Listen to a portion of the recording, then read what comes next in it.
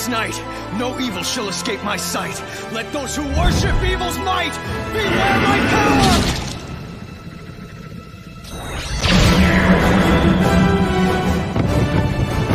Yes! Kilowog, power up! Tushudag, Plaskisnak, Ekadil Scar for Ogum, Latapaken Kuna Soatilda, Ilusa Bakamis, Oin Vata. Yeah, that's the stuff.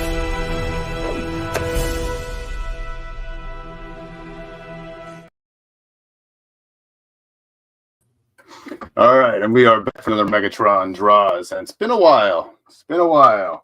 Because I took 2 weeks off because I did a double or a back-to-back stream for my StudyCons because I had a work trip the following week, so I didn't really have enough time to really plan anything. But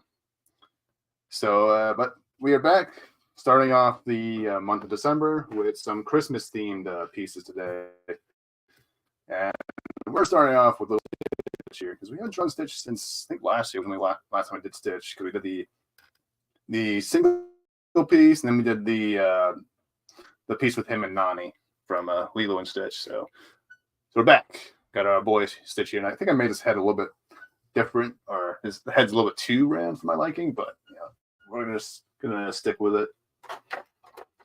But yeah, as you can see, but the reason why, and as you can see, I got some new clips in, some Green Lantern clips. I have more. And there's a reason for that. That reason is because this year we're going to be kind of like how last year sort of became the Teen Titans year, like a little bit, like at least at the end, at least halfway through the year, it kind of became a Teen Titans thing. So I thought, you know, let's do some, because I'm a really big Green Lantern fan. I've always been a really big fan of Green Lantern, and so this year we're going to have a massive focus on Green Lantern when it comes to draw streams. So I actually have a few Green Lantern themed pieces. I have an Atrocitus going. I have a Carol Ferris going. I got Indigo 1, a Sinestro going. So we're going to have some fun with Green Lantern this year. So I made sure to get some clips pulled up for the new year coming up. I'll probably get more as I see fit.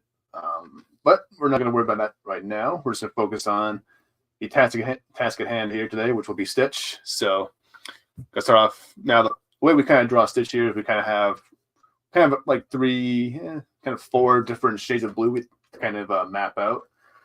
We have sort of the main blue, then we have this. We kind of have like a more of a sky blue almost, like for like the center here, the eyes, the chin, which I need to kind of map out. I'll map that out once we get to the actual colors, because a part of his chin, like right here, is supposed to kind of cut off, but the way he's colored in the cartoon, you don't actually see like a black line separating it, so we have to kind of bear that in mind when we go to color. So I think what we'll do is we'll map out the brighter blues this time around. So last time I think I did the darker colors, but I think for this one I think we need to do it that way. So but then we have slightly darker shades of blue for the claws, the toes, and the nose. And so we gotta get that, as well as some reds and pinks for the ears. And I just realized there's some areas need erasing. So I did a bad job prepping. And as for the background, I don't think we're gonna do. We'll probably just do like a little snow sort of environment for Stitch here. I think we'll just keep it very simple here. So I think simplicity is the best policy for now. And there's a little bit some areas where the inks are kind of unfinished, but the way I kind of like to do things, I like to kind of start off, but I like to kind of touch those up once I get to the touch-ups and all that. So without further ado, I'm just trying to pick out my colors, which I should have done before stream started, but all right. So I'm just gonna grab some colors here, see which ones. I have a lot of blue to use, so luckily I have a bunch of refills, so we can do just about whatever we want with them. Okay, so I think I'll save this guy, B23. Trying to go through all my blues, see which ones I want to use for different parts of our boy here. All right, so 23 and 24, I think will both be for. I'll grab all I have 2 of each of those same colors, so I'll just kind of keep them separate. So I kind of use these for like the main blue one. And it's kind of like almost like a purple, but close to a purplish sort of blue tint.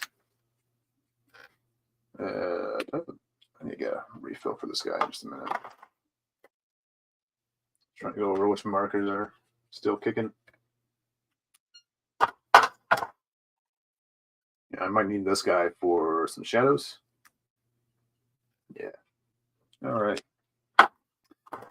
And then we'll use the B18 for because there's some little patches like these things here, which I think I might have gone a little bit too crazy with on this guy, but it's all right. It's all right.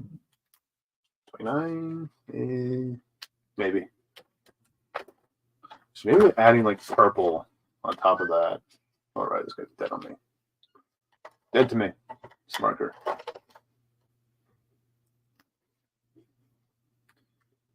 Okay. Ooh, let's use some purples as well. Because using different like shades of colors aside from blue can actually really help differentiate different parts of like the blues and stuff. So I'll just kind of keep that side here. So we'll figure that out once we get there. We're going to start off by mapping out the lighter shades of the BG01.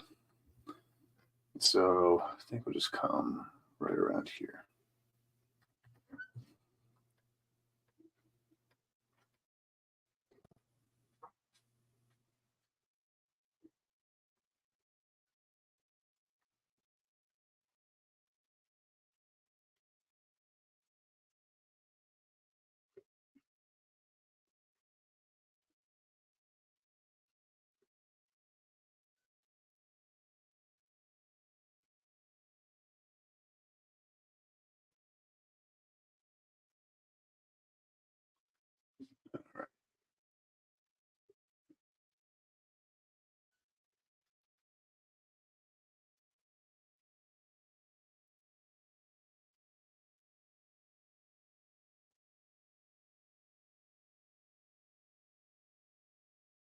All right. It might have made a little bit big here, but that's okay. Doesn't matter. It all makes sense in the end.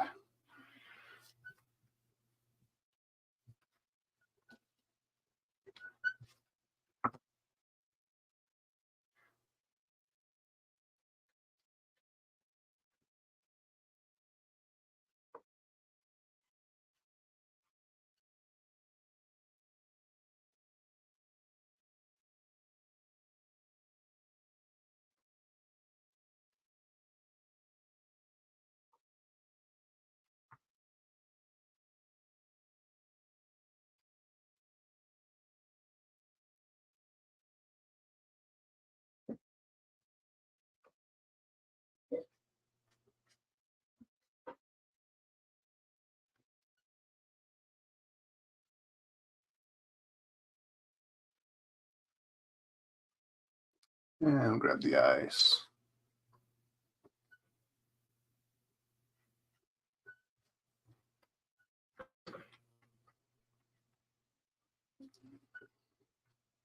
But yeah, so I also want to say thank you to everyone who actually showed up for Tabitha's show on Thursday, because I was able to kind of pop on there for a bit. I might actually show off the thing I drew, which I didn't really get to finish because I still didn't get to finish the background, but I had a lot of fun over there though. So I might actually, I might make it a regular thing where I pop on her channel. We'll see. Had a lot of fun, even though it was kind of awkward for me. Because for me, it's like streaming with other people. There's usually a bit of a connection issue because my computer's not exactly built for streaming. Let's put it that way. It's kind of like a home computer, so that's why I don't really have guests on. At least not until maybe I'll save up for like one of those really nice like gaming laptops or something like that. That might be what I need to take my streaming to the next level, so to speak. Yeah. That way we actually have some guests on if people want to come in and draw with me or just want to chill. you know. But only problem with that is I have no idea how to host a stream. I'm just like, I'm just here to draw. It's like, but you know what? It might actually help fill the dead air if people want to talk to me and whatnot.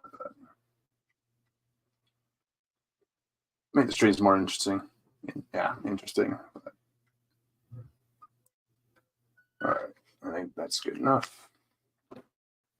Bring in a B12 and BG10.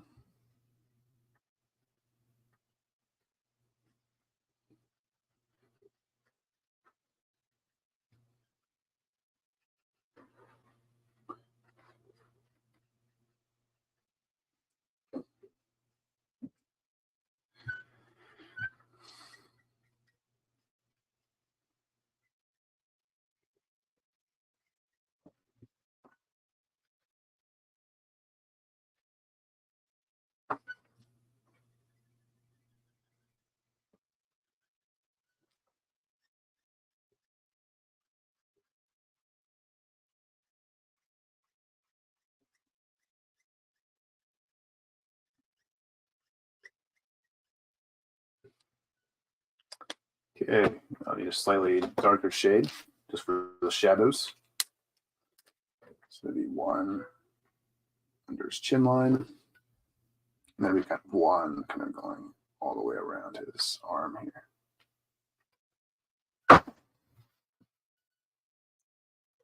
And I'll kind of go up like this.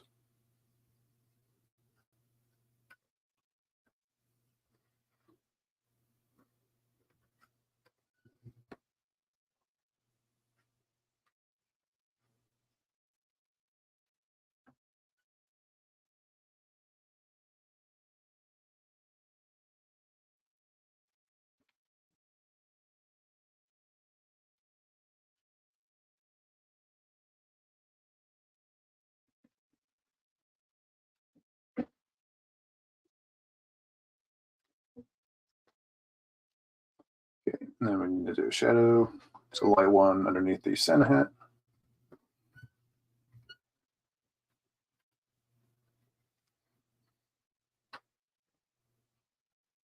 And let's do a little edges there.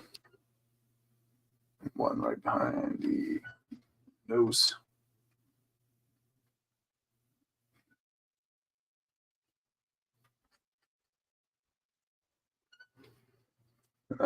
Just do a little one right there.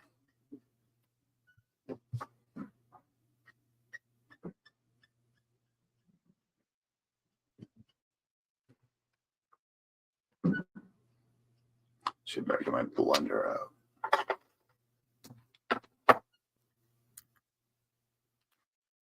Just in case I need it.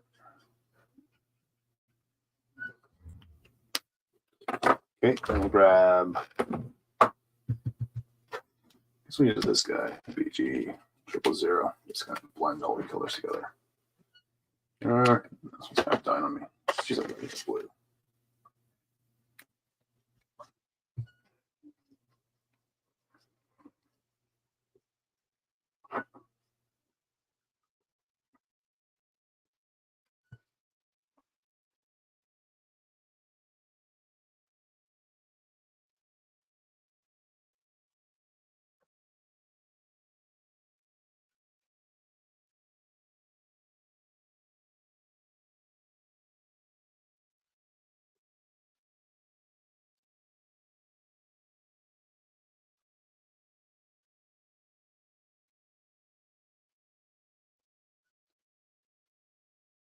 All right. Now,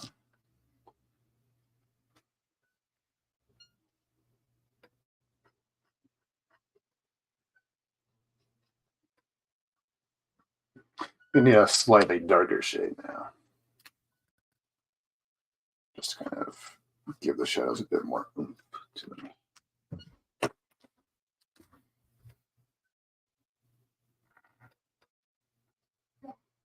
It's the B05, in case people are wondering.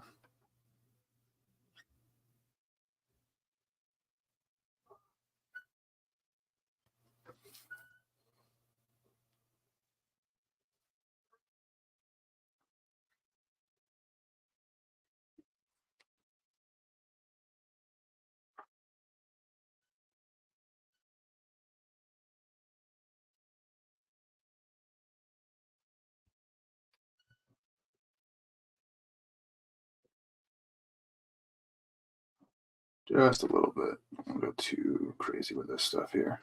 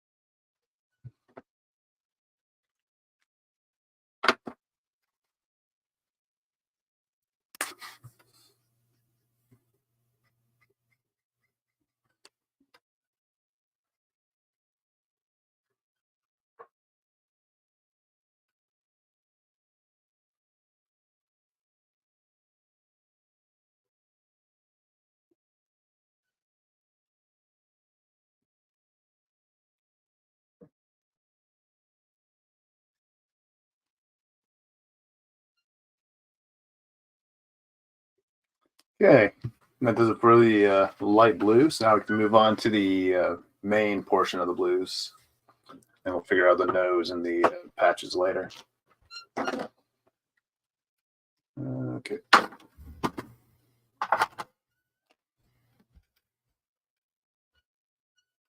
So start off with a B24.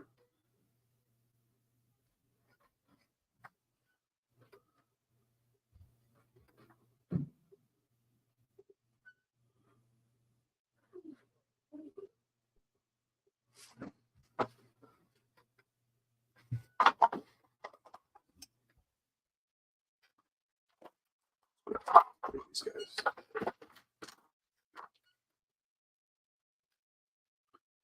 Put a little shadow underneath the nose, and then we'll do that.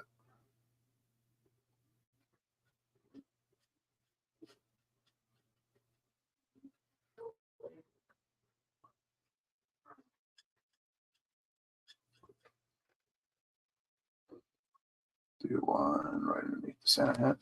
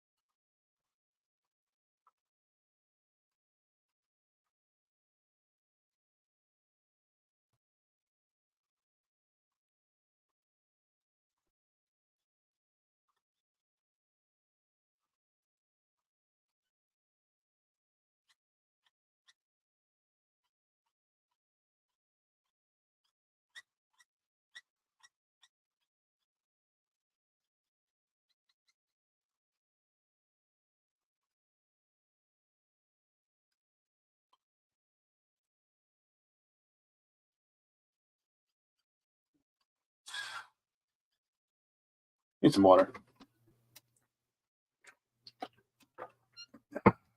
All right.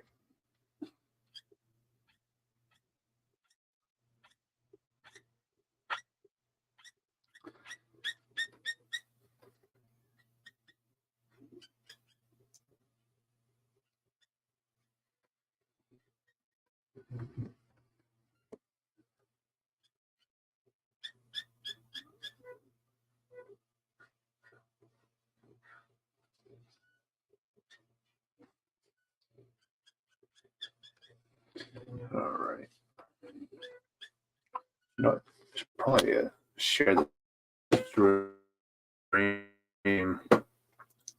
Put it on my Twitter page or my Twitter chats. Do that real quick. All right. Okay.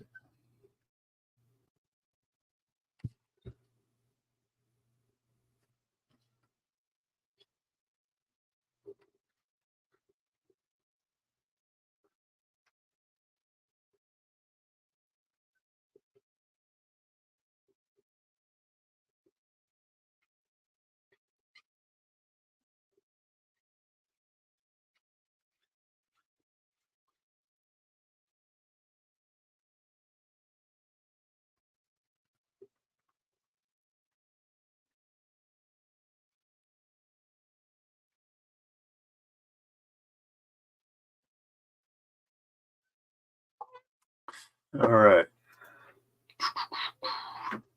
Twitter, open up. Or X, whatever the hell it's called now.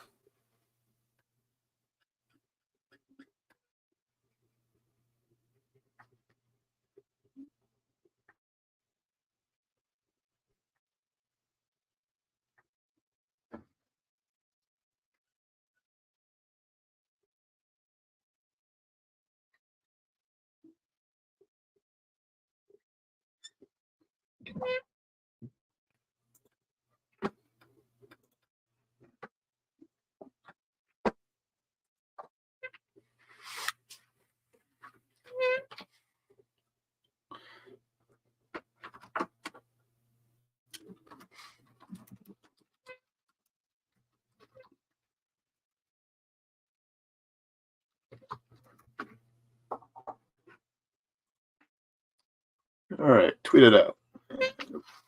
Okay.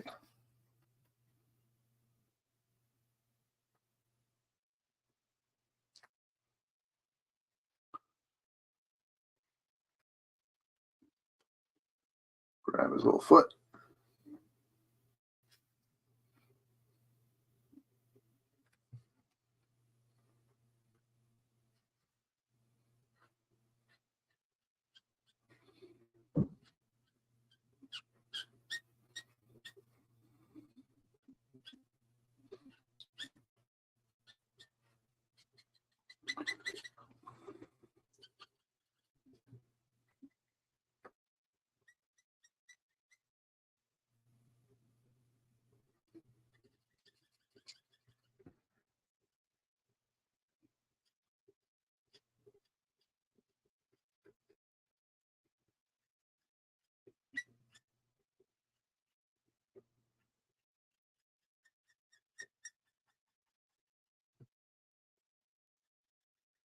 Okay. I think I might need to refill this guy. Here.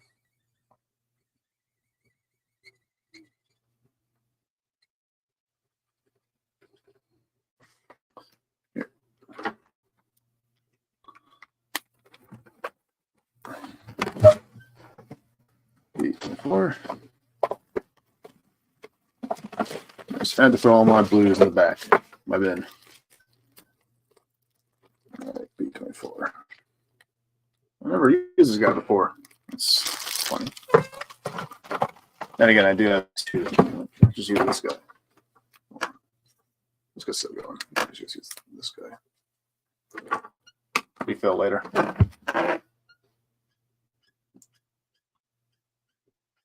Because I have a sketch marker, or what's it called? Yeah, sketch marker, and I also have a chow marker. So, but all code books are basically the same. They have the same ink. So it's all good.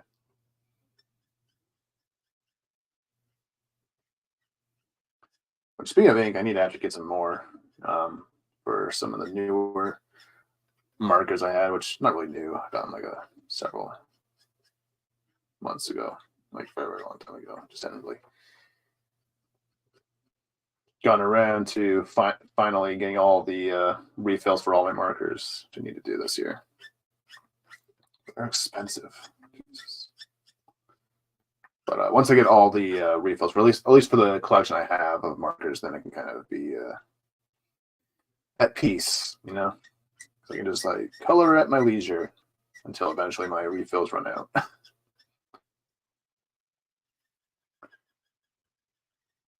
But it should keep me going for a while, though, at the very least. Got to blend this out better. I'm leaving some little highlights. Might come back in with some purples.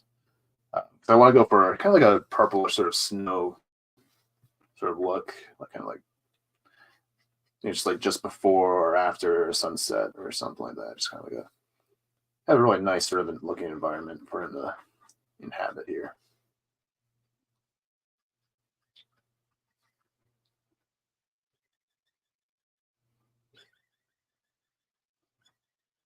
But I'd go ahead. Now the reason why I didn't go ahead and just like draw out like a little snowbank or whatever is because I kind of feel like stuff like that's kind of better when you do it by hand or naturally.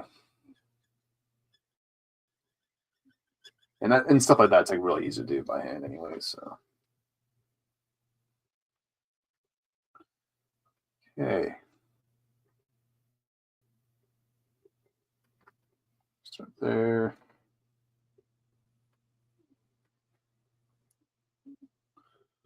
Tail same color.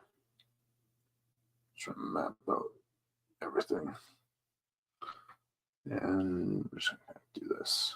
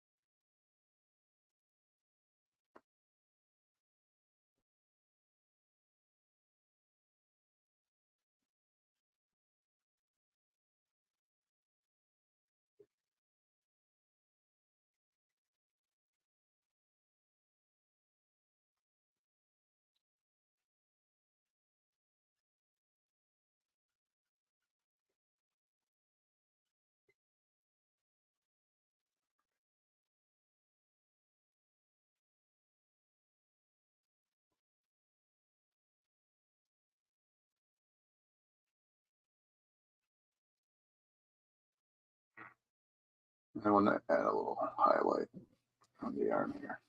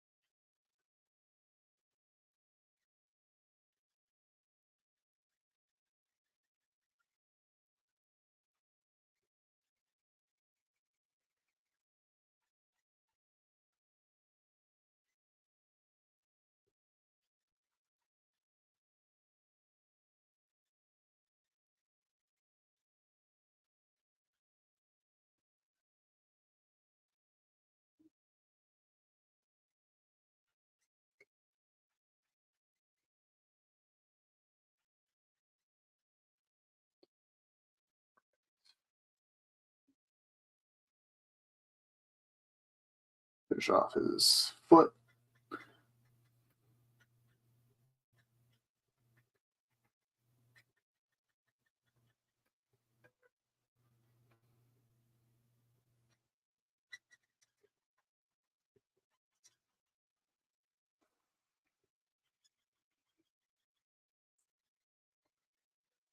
But yeah, I hope everyone's got their Christmas shopping done and all that. I got mine done early, actually. It's I like to be prepared, like Batman, just not in a paranoid way. At least that's kind of how they portray the character nowadays, anyways. But yeah, I got all my shopping done. Usually for me, I just start with immediate family, and then. But nowadays, ever since I got my nieces, I always kind of spoil them. Like I just like, all right, brother, sister, parents, love you, but I'm trying to win over the hearts of my nieces. I'm pretty sure I'm gonna be the uncle of the year. What I got them, so and made them because I'm a good guy. I do that, so I do make guests. It's cheaper. But yeah, no, I posted it a couple weeks ago. Actually, I colored Elsa and Anna for both of them, so felt like it was a fitting sort of a thing because they love their Frozen, so and like Disney princesses in general. So I was like, oh, it's easy. And need some refills. So I think we'll start off by just like filling up this guy. The way I kind of do my Copics nowadays, I'm just kind of filling up one and letting one of them die. So I'm letting this B24 die. And that way I can just allocate all my inks into just one pen.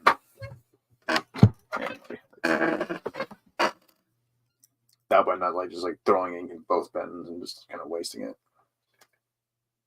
And also, once I finally run out of ink, I can make room for new markers in my little shelf here. And better put this guy up before I do anything rash. Okay, just take the tip out, so to speak, and you just dump it in. Squeeze it in. Here.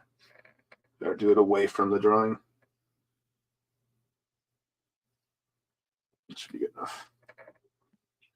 And for good measure, I'm just going to grab the tip, so to speak. Just a little bit. All right. Shake it a bit, and that should be good enough. There we go. Much smoother.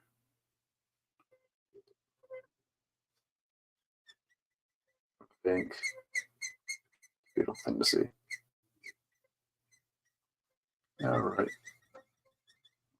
Now we have free reins. It's got away.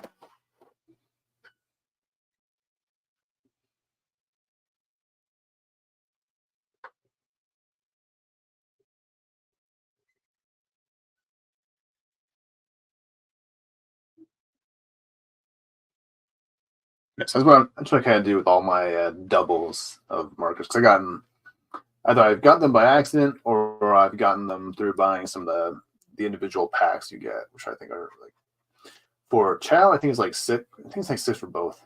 If you buy Chow or sketch markers at Michael's, you just buy the individual packs. I also had like that one big 72 pack that I kind of started out with, and so you get doubles if you're lucky. Or unlucky in this case, because I prefer to get new markers instead.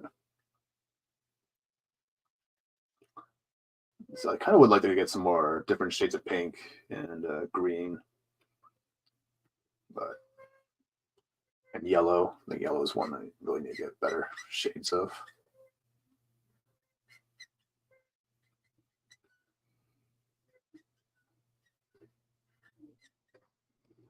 Ooh, I think I'm doing a little too much there. The ink's really starting to pop out. It's okay though.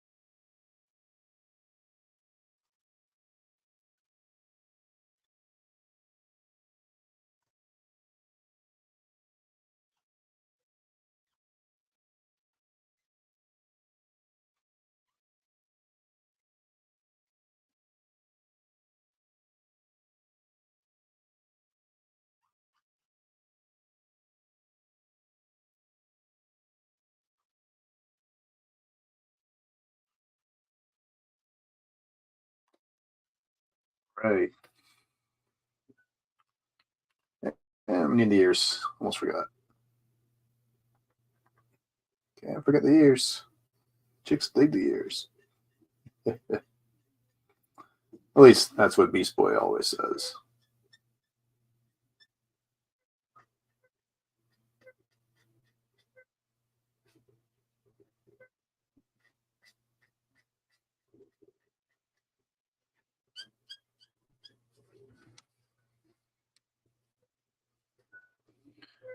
And we gotta get this a little bit, and the rest is gonna be all pink or purple. Okay, mix of both.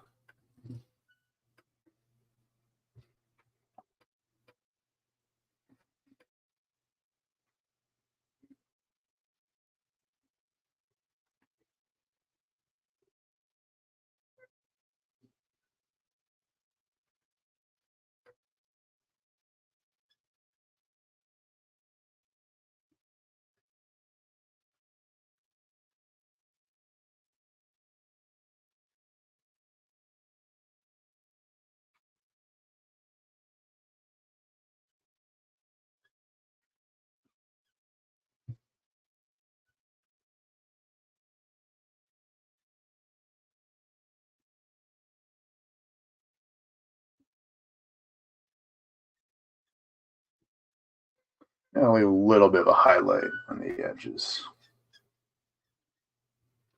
All right. Hopefully it all makes sense at the end. It's kind of how it goes sometimes. All right.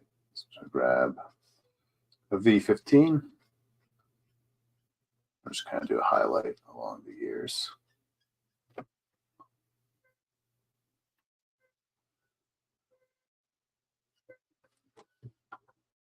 Should all make sense in the end. If not, we can always go back and fix it up.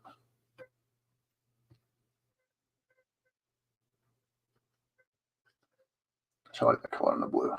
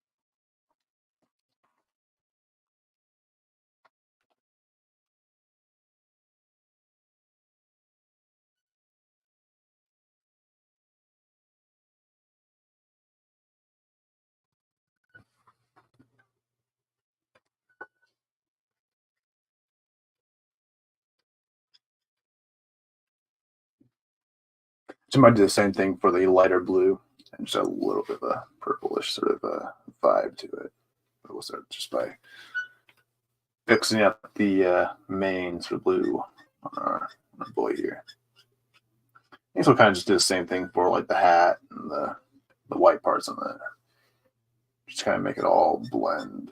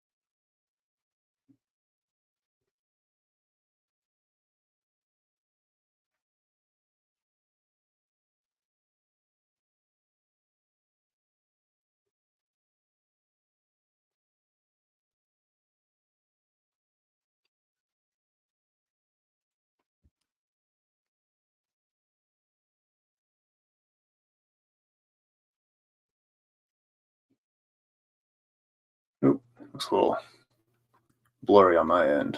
There we go. Hopefully that's better.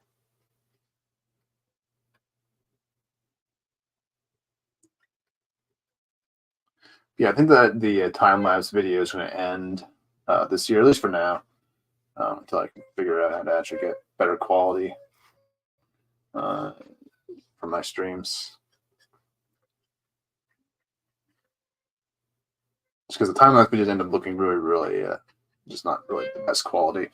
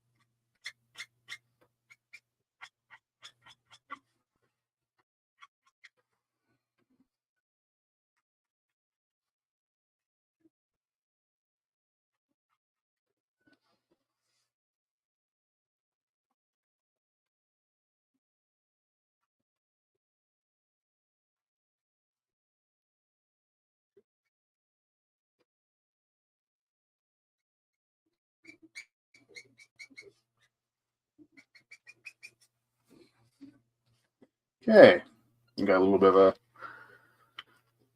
glow happening with him. I just bring in a V12. Do the same thing with the lighter shade. I'm going to kind of do it very, very sparingly for this one, so we don't lose that iconic sort of light blue.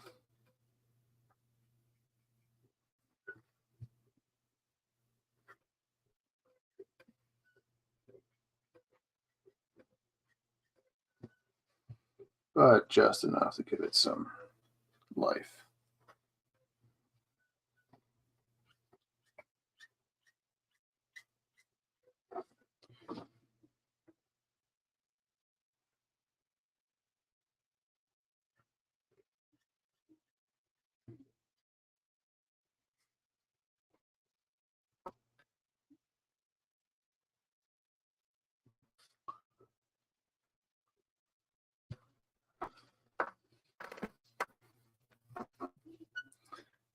Okay, now I need some shadows, so bring in darker shade.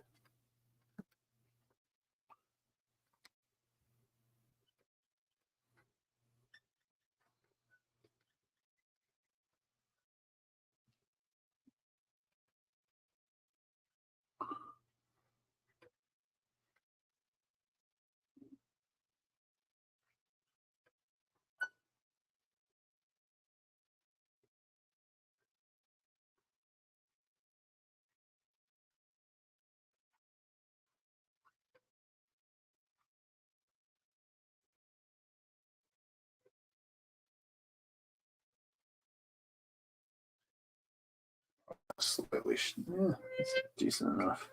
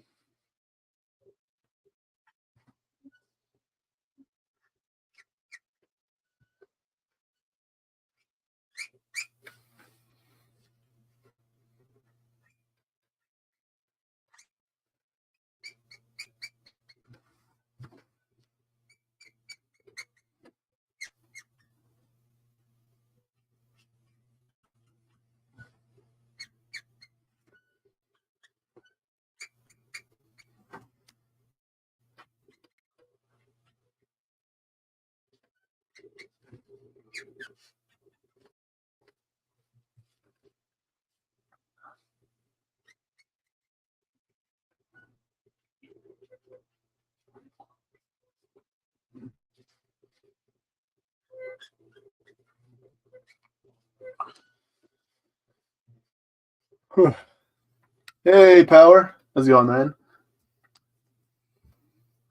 Thank you for dropping by. I saw you in the chat. I just didn't get to respond. But I saw in the chat a Tabitha's channel the other day. So glad you can make it to that show. It was a lot of fun. Like Grump's not here? Yeah. I don't know. Where is that? I think he's busy like moving into a new house, or not moving into a new house. I think he's like getting a new studio set up. So the guy is just busy. That's okay.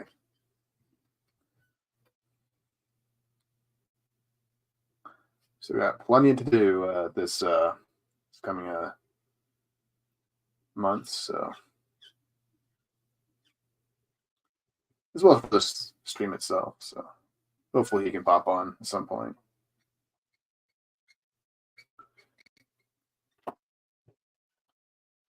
Yeah, we're starting off the December with some Stitch, and yeah,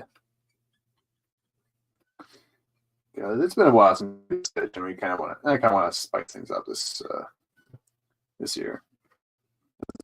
First year, actually, my first Christmas, I actually I think the first thing I did was I went and did a bunch of Batman villains like for the entire month. Like I did like 9 streams in December, but I don't really think I can do that again. It's like it was just so much because I had so much time off that December, so I was like, "Fuck it, let's just stream all day." So I have all these villains I was drawing. I was like, well, "Let's do it. Let me get Batman themed." So then I think the last year, what was the next thing I did? I think the next thing I did was the RC and Bumblebee, and then now we're doing this. So and I can't remember. Did I do anything? Gosh, I've been streaming. I feel like I've been streaming for now. I feel old. Like, yeah, that was a great stream. That was a lot of fun. That was kind of hard on my end because I couldn't really, because for me the stream call or I didn't really have a good connection with the stream, so like everyone was kind of out of sync. But I still had a lot of fun with what we were doing. It was a nice little challenge, nice little,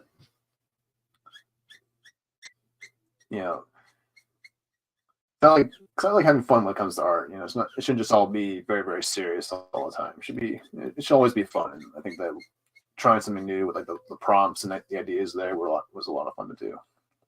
And I talked to Tabitha at the stream. I might be coming on next month as well. And she always streams every Thursday or the last Thursday of every month. So I might pop on next month as well. Because why not? Had fun. So, but hopefully next time I'll try using a different web browser. Maybe that's the issue. Because I'll try using Torch this time around. Because maybe I'll use that. Might be a better connection there.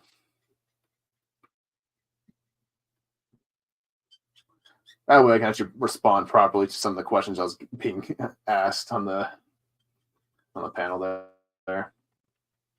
So I wanted to ask. I wanted to say so much, but it's like I was like, "What?" It's like once someone was done talking, I was like, "Wait, what are you talking about now?" And it's just like, "Oh my gosh!" So, but you know what? It's all good.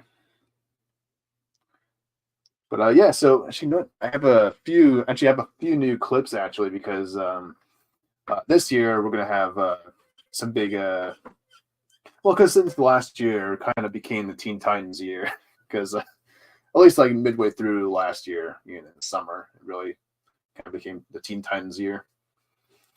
And so this year, actually, we're going to do something similar where it's like, maybe do that for the channel. Maybe just like focus on one like franchise per year, like not just doing that one franchise like majority of it, but just kind of have a main focus on that, that franchise in particular. So I kind of like that idea.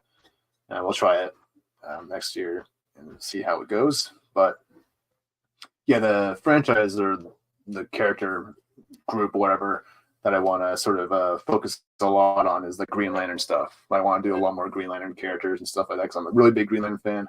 And I'm kind of overdue for some Green Lantern action on this channel because the only thing I did, I think, was the Jessica Cruz. I think like when I was just starting out. So, yeah, I got a few sketches being worked on behind the scenes. We got a Star Sapphire I was working on. I got an Indigo 1, a Sinestro, and an Atrocitus that I was starting. So, and there's plenty more. And I did the Aya from Green Lantern animated series. So I did that one as well. So, but yeah. yeah, so I want to do a lot of like lantern stuff. So I used to draw lanterns all the time, like, you know, before I started streaming. So I really want to get back into those guys. I love my lanterns. Love my lanterns. And because I have new lantern drawings I want to do, I have some new clips. So I'll play a few. Here, let's see. Let's do Kilowog, my boy. Yeah. In brightest day, in blackest night, no evil shall escape my sight. Let those who worship evil's might beware my power. Green Lantern's light.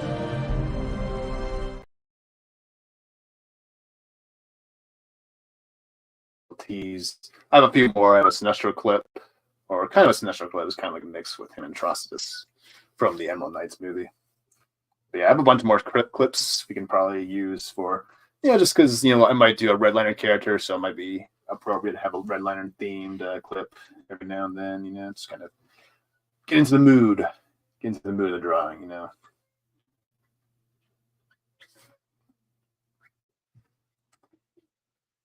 I think we're done with this color almost. So get this ear. I'm gonna bring a cool gray in just a minute, just for the shadows.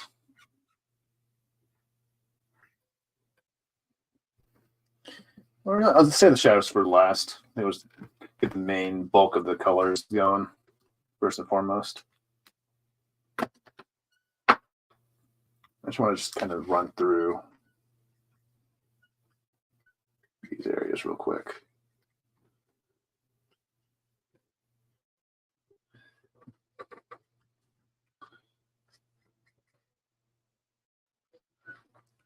Yeah, I love Kilowog as well.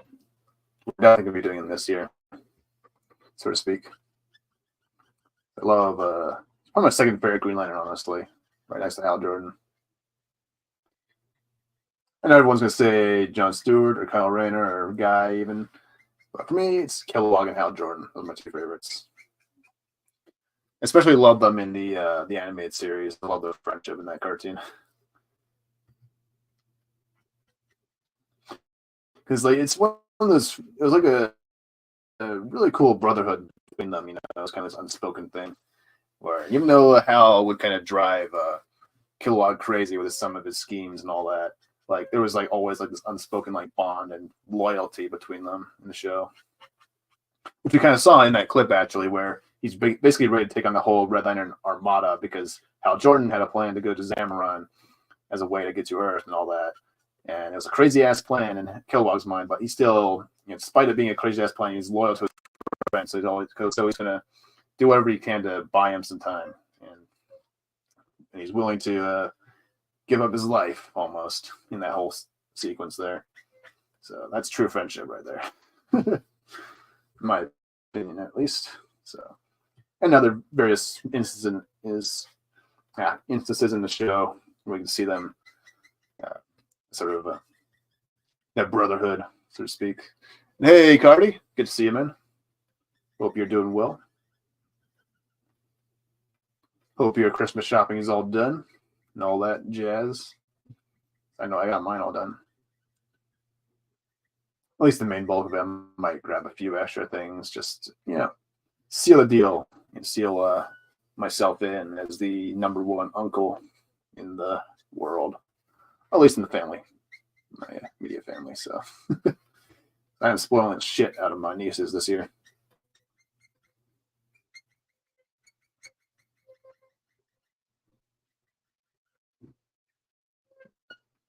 All right, it's good enough there. Just want to start doing the darker blue. So for like nose and some other areas, I think we'll start with actually a purple. Nose. No kind of work in the blue, so to speak. All right, and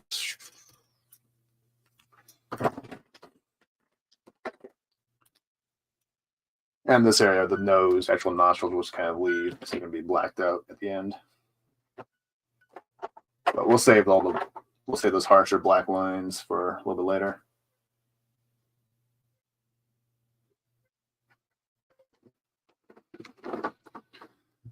Actually, no, I might need this for the nose. So, just in case.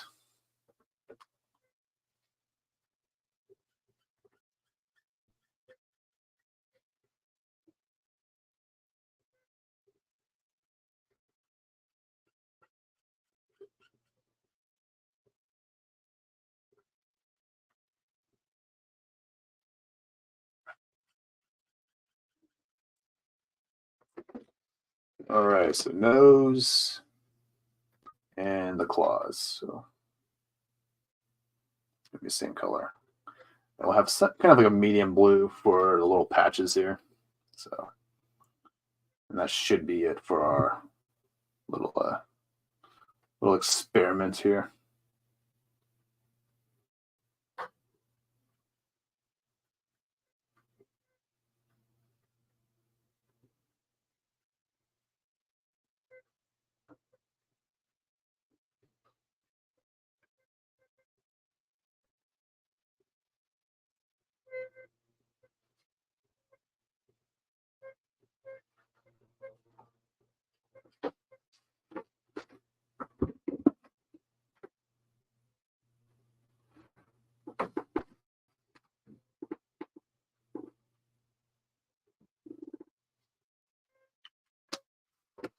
All right. Grab a little black. Just kind of darken it. And then we'll bring in the blue to kind of cap it all off. I'll just go ahead and go over these nostrils.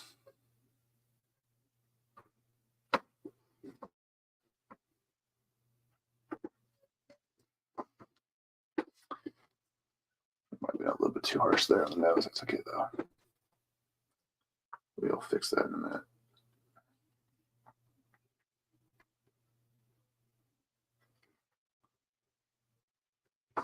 Just want to separate the claws from the paws, if you will.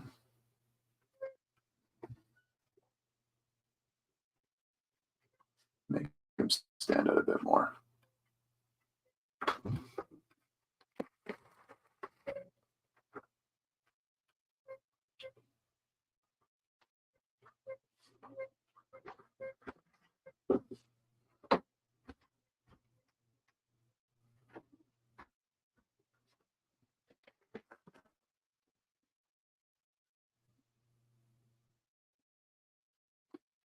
You know what? I might do the same thing with the eyes as well. Start with a purple, and kind of work into black.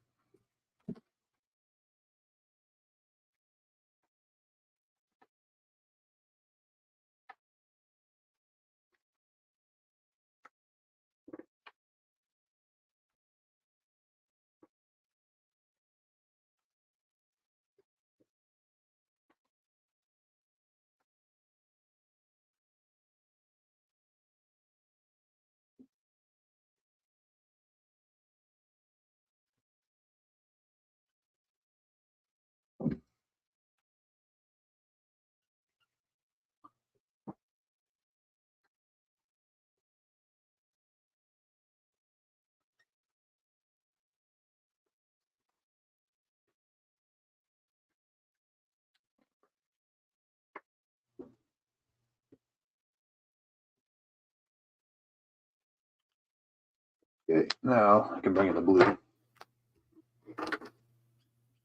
Get that little nose going.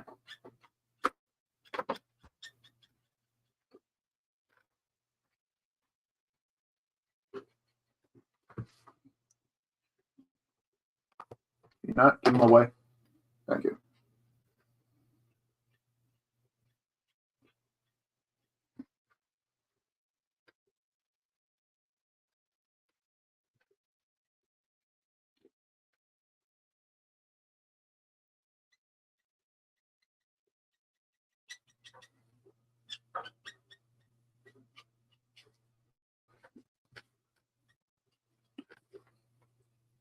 It's supposed to be more of a navy blue, though. Hey, Masters. How's it going, man? Come to down.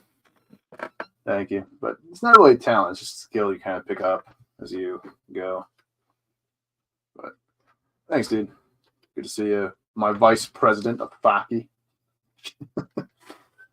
Yeah.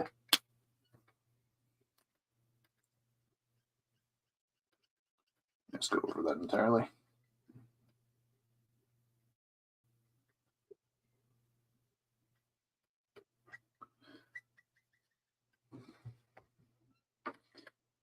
Gonna do something to kind of make the nostrils kind of pop out a bit more, but we'll do that at the end.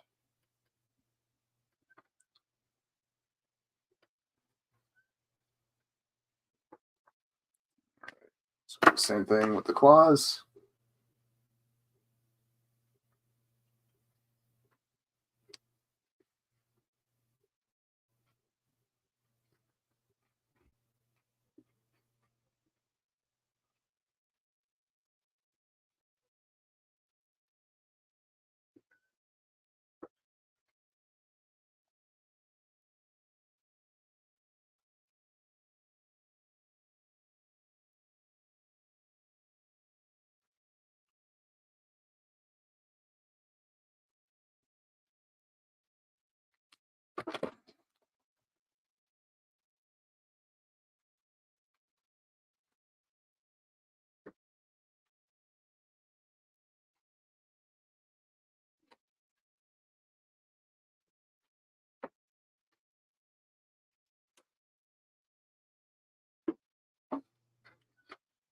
Okay, this guy.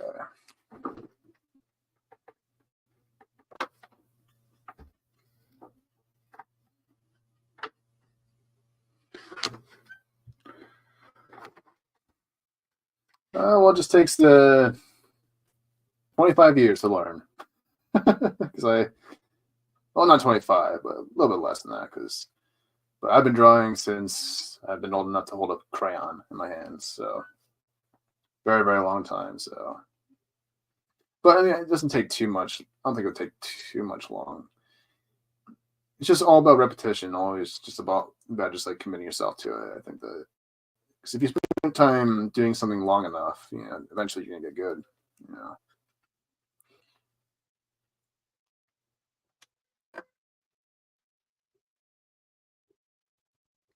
Just a matter of time, matter of dedication, just a matter of how much you really want to be an artist. It's just like if your heart's not in it, it's you're not gonna go anywhere with it. It's all about what's in the heart, in my opinion. People who are easily deterred from doing art, probably just didn't really have the heart for it. It's kind of. So if you really want to be an artist, nothing's gonna stop you, but you. So, but yeah. Little food for thought there, sort of. Some black for the eyes.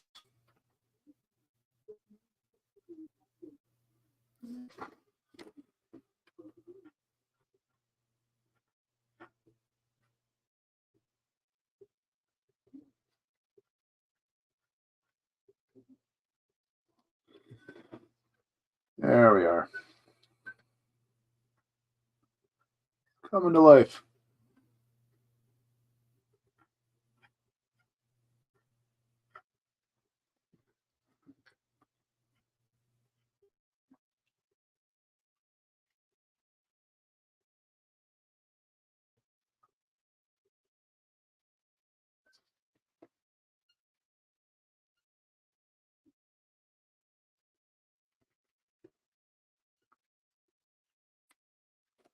And I'll add the same, because kind of doing, the reason why I have all this like purple violets around them is because I want to put them in like a kind of a violet snow sort of looking environment. So I want to have light reflecting off of them as much as possible.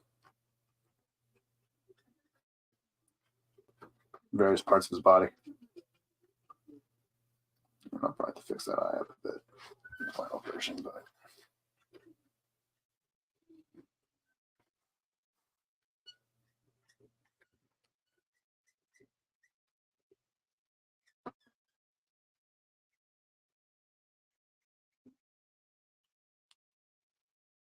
okay.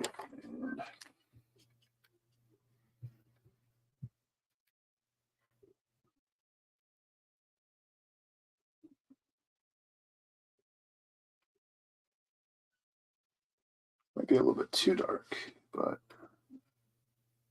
we can fix this up in a minute. Just trying something else.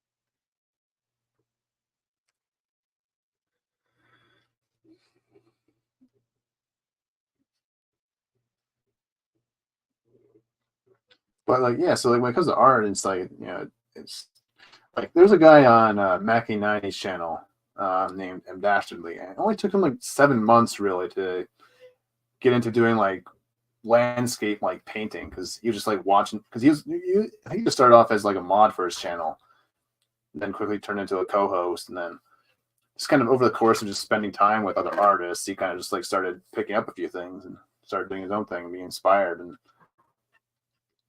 it's all people really need is just inspiration, you know, people who believe in them and all that, you know. So anyone can be an artist. It's just, you know, just a matter of how much you really want, you know.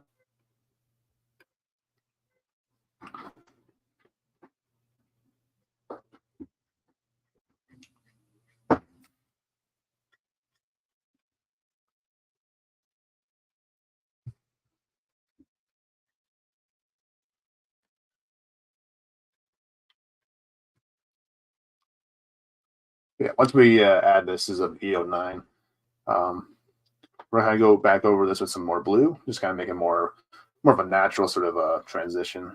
This color, then I think that'll kind of help really bring this guy to life. So I've kind of learned that using different colors, not just like different shades of certain color, the same color, but like actual full-on other colors, kind of helps, you know, make it more dynamic looking. So instead of using like a blue that's kind of more purpley, just go for a full-on purple and then just kind of build it from there. You know, just adds more depth, adds more interest, as I think it does. Maybe a little too far there though.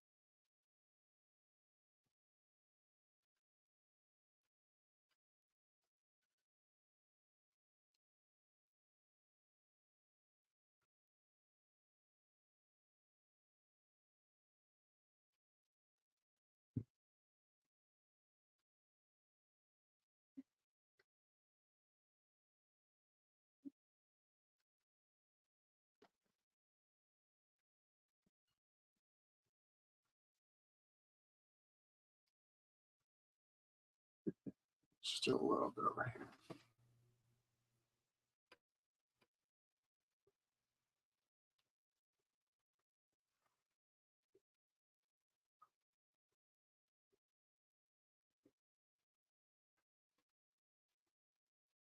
Hey, there he is. There's Grumpy. We were talking about you earlier.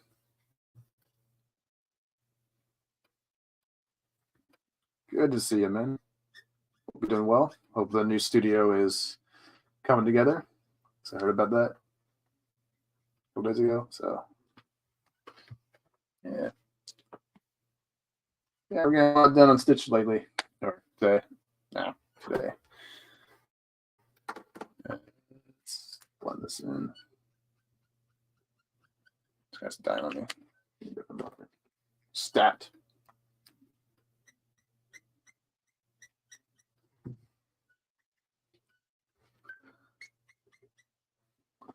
Blend the violet into the blues.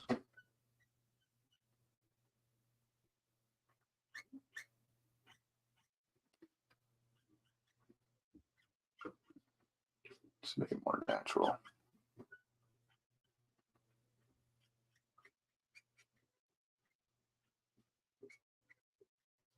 And I'm like resting between moves. Yeah. I heard.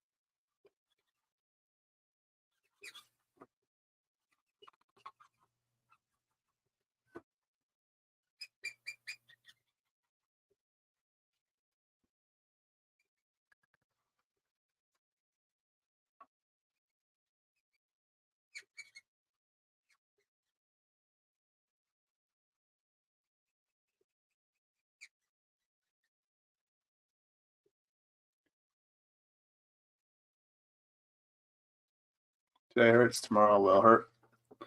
Monday will, but at that I can sit and relax, draw again. Yeah, it's gonna be a lot of fun to see you draw again on the streamings.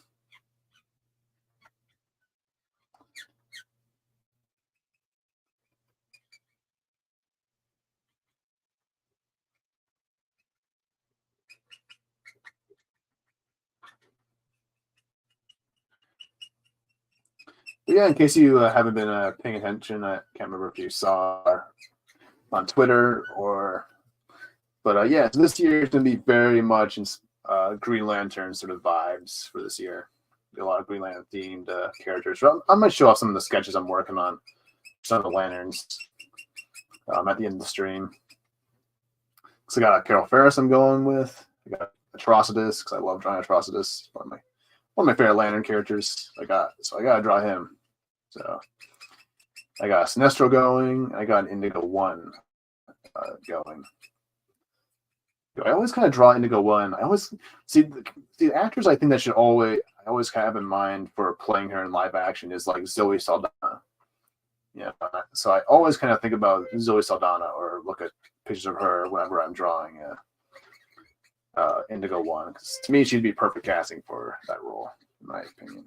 But I don't trust modern Hollywood or modern DC Warner Brothers with anything, so I'm hoping that they never touch the lanterns at this point. Because while I would love to see a live action depiction of these characters, I just don't trust the people in charge at all. So it's kind of best if they just remain untouched, in my opinion. But yeah, and speaking of lanterns, so because we're going to do a lot of lanterns, I decided to get a few new clips pulled up, which I showed 2 earlier, and I'll show another one right now. So I just gotta find one. Yeah. So we're just talking about red lanterns. We'll do that one, the red lantern clip. I'm Cleric Lauren. Lucky for you, soldiers are always welcome in the house of our Lord Atrocitus.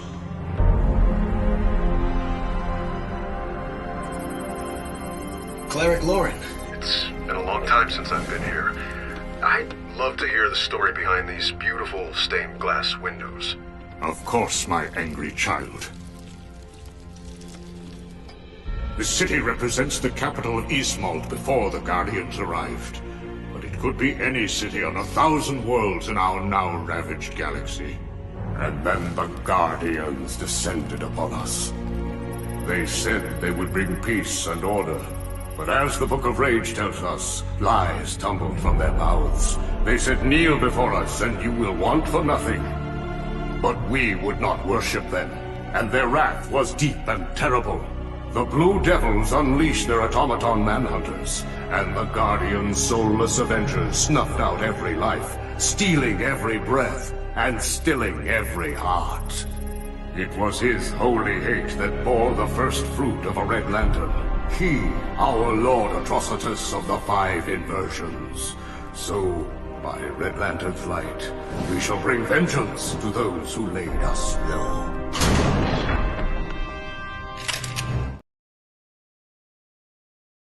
There you go. You got a little Red Lantern clip there. Always love. Yeah, that was a great show. Yeah, that was my. I've actually been rewatching that show lately on when I was on my road trips, just kind of in the hotels. I was rewatching that, and I finished rewatching the last episodes last night. So yeah, gotta do some Green Lantern stuff on the channel. Way overdue for some Lantern stuff. I'm a really big fan of the Lanterns. Well, I will have to kind of freshen up on my lore. It's been a little while since I've read those books, but I really love the mythology, because Lantern stuff is that it's basically its own mythology. You know, it's kind of like within the DC universe mythology. You know, it's like this massive world that really sparked when Jeff Johns kind of took over back in the early 2000s when they did Green Lantern Rebirth and kind of revamped the Lanterns in a brand new and fresh way. You know, really gave life to that sort of world, even more life. I mean, it was still a great, concept beforehand, but now it's just like it went off to a new whole level. As well as they brought back our boy Hal Jordan, who was really missed, I think, at that point in the comics, because they had him. He was kind of a villain at that point, as Parallax, and people like Hal Rayner, I think, for the most part. But I think that people were really itching to have Hal Jordan at the time, and it was a breath of fresh air, Rebirth. I just love all the different Lantern cores and the mythos behind them all, which we'll probably get to talking about a bit more once we get to the actual characters we're drawing. But yeah, lots of cool stuff happening there. It's so underrated. Yeah, they really are, though. The Guardians are kind of assholes. They're way worse in the comics than you actually see them in the actual cartoon. They're assholes in the comics. They're very arrogant. They're self-important and all that. Well, there's some that are good Guardians, but I think in New 52 they kind of created the Templar Guardians. They had different kind of expand. I can't really remember the whole bit of the lore behind the Guardians. I think they explored a bit more in New 52 and Rebirth a little bit. But yeah, there's different types of Guardians and stuff like that. But they're assholes in the comics, though. They were assholes. It's like if you thought they were assholes in the cartoon, it's like you haven't seen nothing yet. Let's put it that way. Because they had a bit more nobility in the cartoons, and even in the Animal Knight animated films, I actually which I also love. I love that animated movie.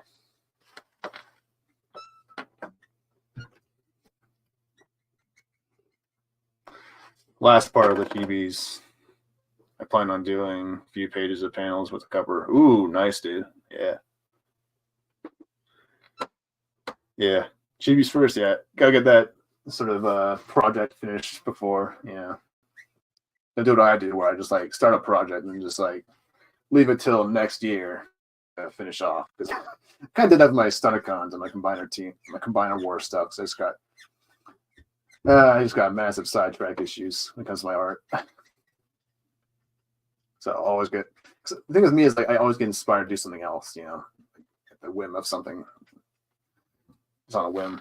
So just a chaotic mind here.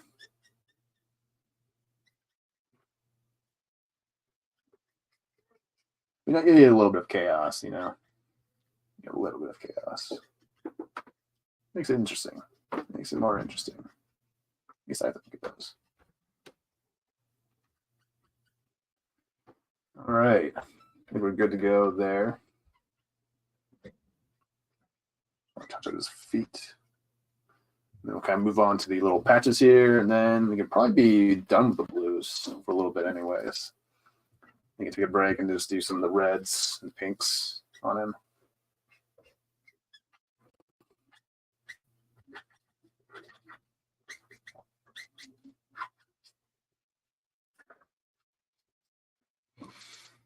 Made the way nice in the cartoon. Yeah. Well, blue doubles are just that, even Ganthet. Well, Ganthet was kind of like the most normal one, at least.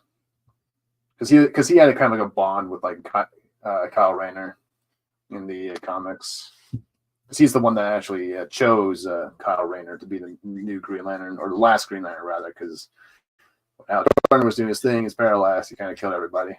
So yeah. So kind of make the edges here a bit more pronounced.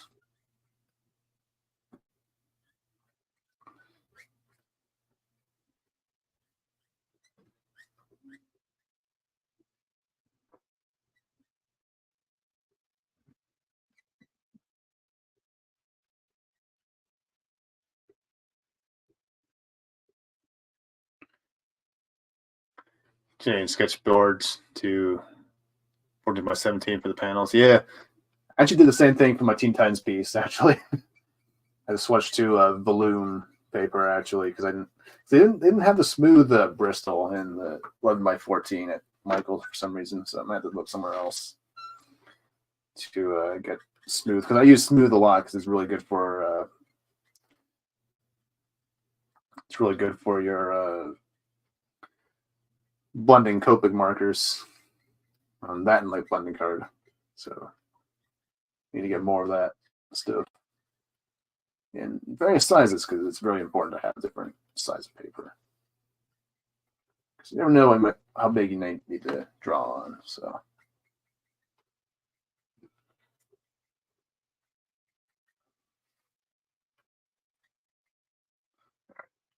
take a break from that because I need to move it along a bit more. So now I'm just going to get the blue on these patches here. We'll start with this guy. Maybe we'll start with the Cobalt B26. That may be better. Yeah, that might work. And also do the same color for the little palm over here.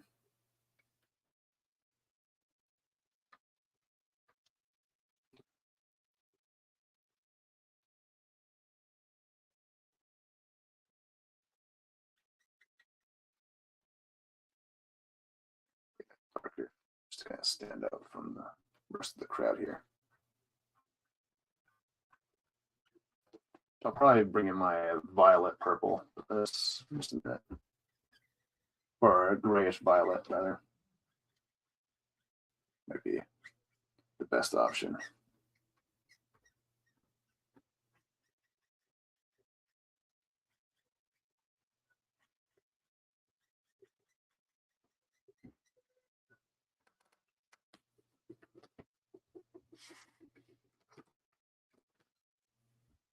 Where is my BB25? Put them up earlier. There you are. Hide in plain sight.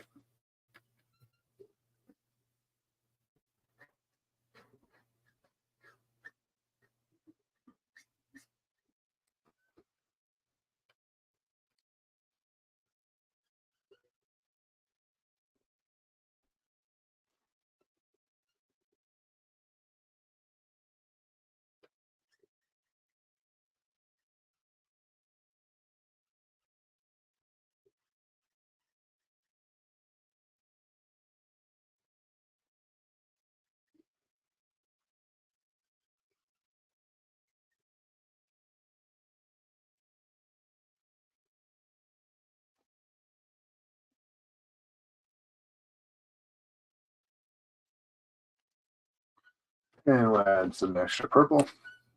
Just give some more life to them.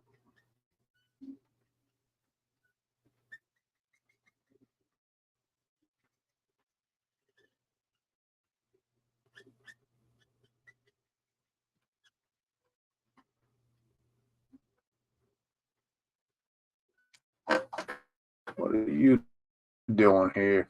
Stupid Norton. Popping up on me. Yeah, I could talk for hours about the lantern stuff. It's a really deep mythology behind them all. I love like Indigo 1 as a character. I thought that story was really interesting. It was really, although I can't remember if they did anything more with them, because the most I've seen of them was in the New 52. So I didn't really read anything after. Hal Jordan the Green Lantern Corps was the last Green Lantern book. That one and the Jessica and Simon Baz book. Those are two the last ones I read. And I read a little bit of the Grant Morrison run, but I just gave up at that point. DC. It's kind of like the last one. But I didn't really finish that run. I just read the first couple issues. I was like, yeah, it's all right. It's like I wasn't really feeling it. So I was actually really into the story of the last of the Hal Jordan book. Yeah, so it's like, well, you're kind of ending it abruptly. It's like, where's the story going? Yeah. So I want to see more of the Red Dawn, like the Red Lantern stuff, what they were doing on Earth and all that. But not really interested anymore because the way DC is now, I'm just done with that company. Just focus on old stuff. But yeah, if I was to draw any of the Lantern Corps, it would probably be the Indigo Tribe, because I'd like to explore them a bit more. If I was hired by DC or what have you. Because Indigo 1 just has a cool design to me.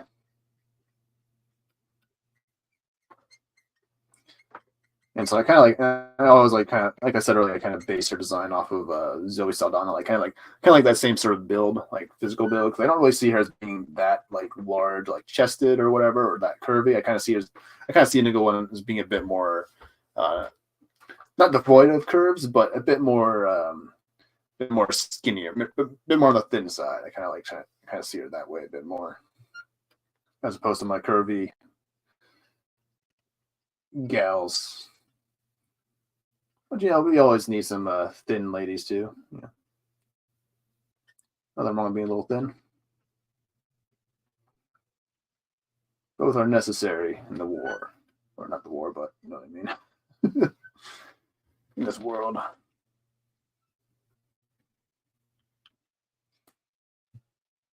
Seems good enough. Add a little extra violet to that area. I'll grab a darker color. But yeah, her whole storyline though in the comics is actually pretty interesting. Where the whole point of the Indigo Lanterns is that they, their rings. I think it's kind of weird how they work because Ray Palmer is actually able to get an Indigo Lantern ring. Just kind of how normal, just kind of the same way the other lanterns were able to get. Or no, I got that wrong. Because in Blackest Night they duplicated their rings, and so it's a little bit different than actually being chosen by a ring. But because the way that Indigo Lanterns work is that they actually force the ring onto other people, or rather, it's basically forced upon individuals who don't have compassion in their heart at all. So like Indigo One was a cold-blooded killer, before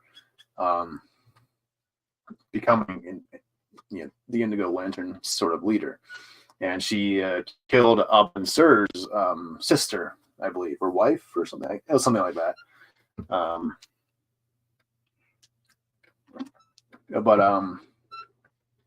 But yeah, so hold on. And so he believed that, and the reason why he was kind of and Abin Sur was actually the one who actually created the Indigo Lanterns, because he kind of was very distrusting of the Guardians, rightfully so, because he knew about the Blackest Night prophecy and all that, and he kind of believed in, this kind of belief in sort of destiny and all that. And so he kind of feared what would happen if the Guardians took over, or what would become of the Guardians after the Blackest Night. And so he kind of created the Indigo Tribe to kind of be almost a contingency plan for them in case they turn rogue on them, turn against the Green Lanterns. There's a way then they could easily incapacitate the Guardians afterwards with the Indigo power and all that. And so he tested, he tested it on the woman who took his wife or what have you from him, and it worked. So Indigo One was born, which I think her original name was like IROC or something like that. Yeah, she was like, at first she was like a very like stone cold like killer, but then the ring kind of reconfigured her mind, so to speak. That's kind of how the Indigo Lanterns sort of work. That they're given to individuals who are without compassion, which this should definitely give an Indigo Lantern ring to the Joker at some point, because he could definitely use it.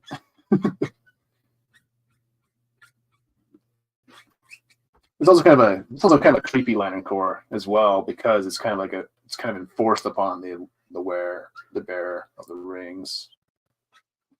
So it's kind of adds a little extra sort of baggage behind the storytelling. Need to read all that again. I fancied a new lantern using brown or copper. The ones are very interesting. Yeah, it is. Yeah, it's very, very creepy, like the way they're kind of portrayed. I actually got the comic because I have the New 52 comic of where Hal Jordan and Sinestro go to the planet called Nock, which actually it's a very rare planet, or a very hard to find planet. It's like not in like OA's, like the Book of OA's like files or data anywhere. Like it's kind of like a very hard planet to find, and they also speak in a language that they're not actually able to translate with their rings. Like they have to kind of like, so it's kind of a really spooky but really and also really interesting sort of Lantern Corps.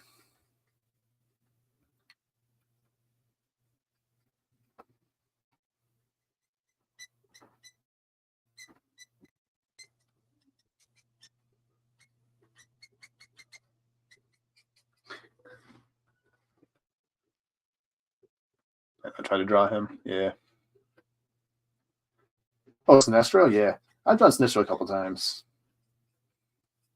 But I actually used to draw Atrocitus all the time. Like he's just one of the coolest villains ever, in my opinion. Or I guess he's kind of more of an anti-hero, anti-villain. Depending on how you... And this kind of depends on how the writers kind of write a story, because he can be written as like an anti-hero, depending on who. Because like the Red Lanterns, they're basically like think like the Punisher on steroids with a lantern ring. Like that's kind of like the Red Lanterns. They're very vengeful beings. They basically seek out and basically hunt down and murder anyone who killed people, or they avenge other people's like suffering. Essentially, that's kind of how they work. Like there's a comic book actually, the Red Lantern run from New 52, which is probably the only run I actually liked from New 52.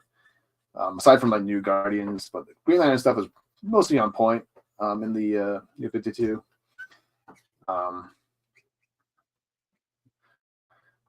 But yeah, so just kind of move on from the blue now. But yeah, so in the Redliner book, though, there's like a scene where Ross is like going around to different planets, kind of hunting down criminals and all that, and killing them in brutal ways. So Red Skull DC, and now he's down to an anti-hero. Yeah, it's kind of weird. I mean, there is kind of an anti-hero element to Sinestro. Again, it all depends on how the writers sort of treat him, but I think that there's a fine line before you make him too much of an anti-hero, too much of a heroic character, you know.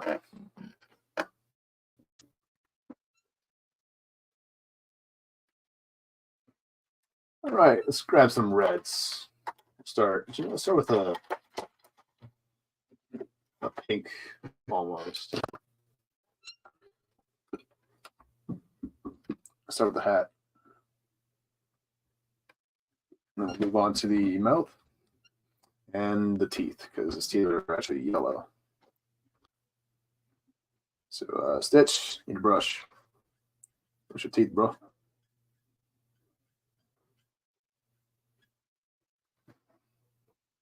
Can you get out of my face? Thank you.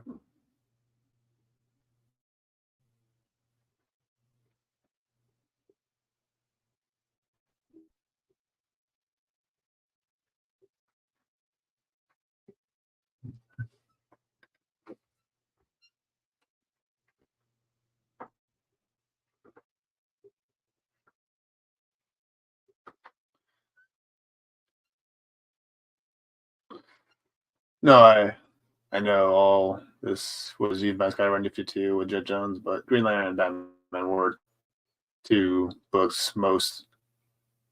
Yeah. And there's still some things I didn't like about the Batman book. Like I hated Damian Wayne as a character. Like I just think he should never have been part of the DC universe at all. Like I always kind of preferred the bond that he had with the orphaned Robins. You know, the ones that he took in. Like I think there's always kind of like a more special bond between him and them, rather than having an actual biological son.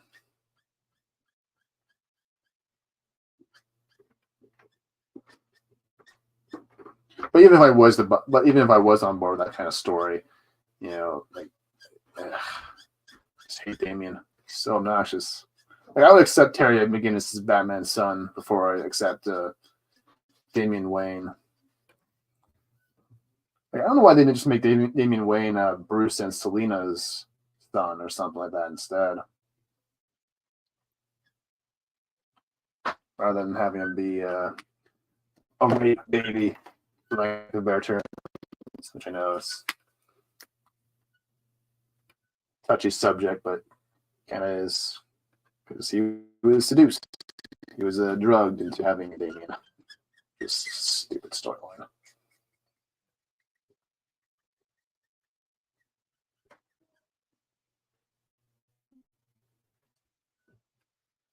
So just bring back Tim Drake. It's like just go back to the old school, Chuck Dixon days of the Bat family. Just make it Tim, Jason, Dick, Cassandra, Stephanie, and Barbara. That's all you need. And Betty and Kathy. All you need for the Bat family. And Azrael. You can keep Azrael. He's cool. The only Bat family member I actually liked in New 52 was actually Luke Fox. Like he's okay, because I actually like the idea of expanding the Fox family, making them actually more of a part of the Bat family fold. So that actually worked for me. I think that at this point the Bat family's just become too large, Kind of the point where it's become a bit too much.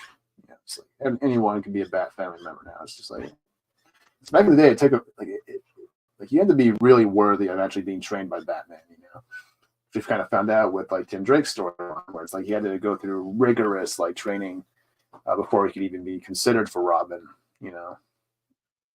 because at that point Bruce was not going to be losing another son, losing another sidekick, at the behalf of the Jason Todd. So they put him through hell in order to make him worthy of becoming Robin.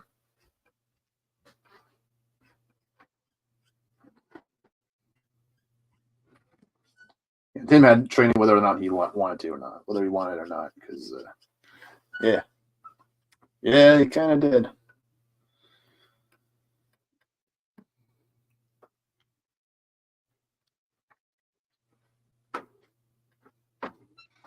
Yeah, there is no Damian Wayne. Yep, exactly. There is no Damian Wayne.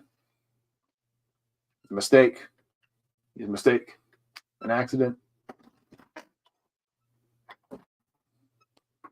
Yeah, I don't really believe in abortion all that much, but for Damien, I could probably make an exception for that one. It's horrible. But also true. Yeah.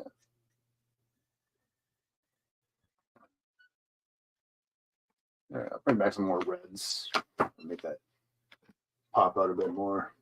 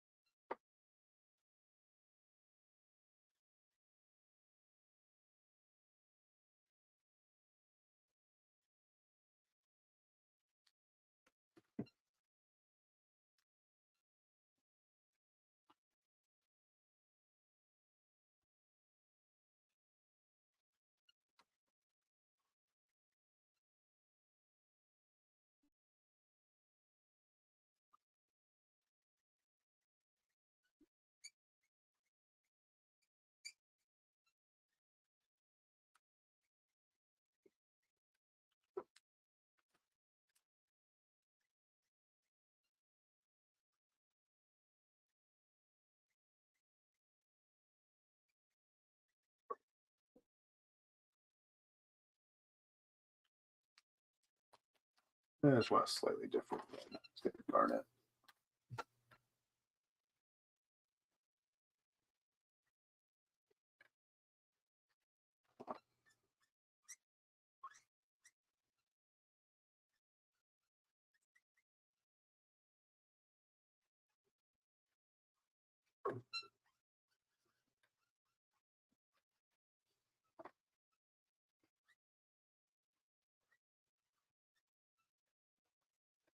Don't even have to go there. Just decanonize it and just decanonize it. You know, just start anew. Just go back to what worked. You know, it's just like that back family, that the bond between like Cassandra Kay and like Bruce and Tim and Dick and all, like the bond between all those characters was just like something else. You know, that was like, to me, that was the ultimate Bat family at that point in time. Yeah, I love the friendship between Cassandra and Stephanie. I also love the actual relationship between Steph and Tim, and kind of like the brother. And I also really like the brother sister sort of relationship between Tim and Cassandra. Yeah, they had kind of a sort of vibe going for them. Even more so because both of them end up getting adopted by Bruce at one point. So, yeah, it's the way it is now, I guess.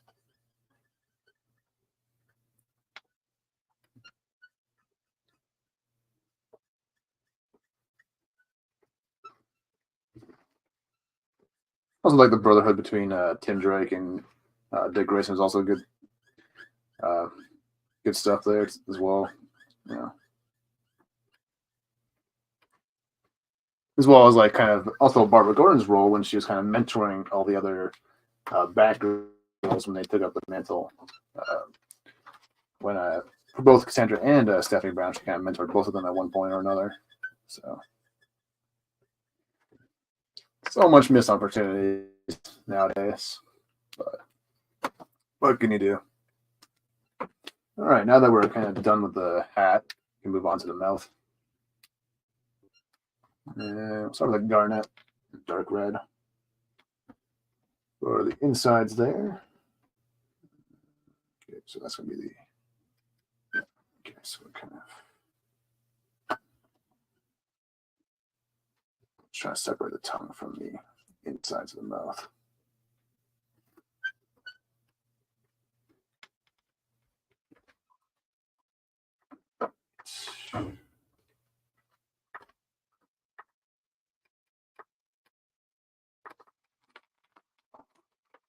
Makes sense to adapt them all, and yeah, they're all fine. DC Universe was fine without Damian Wayne. You know, sounds horrible, but he's just a little shit. He's just a little shit.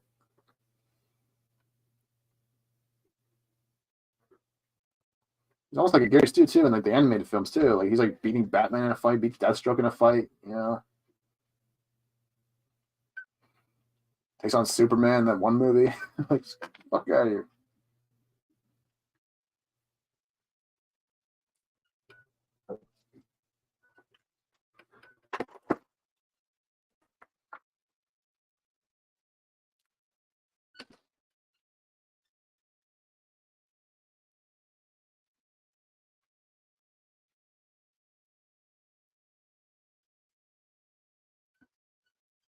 So no one likes you.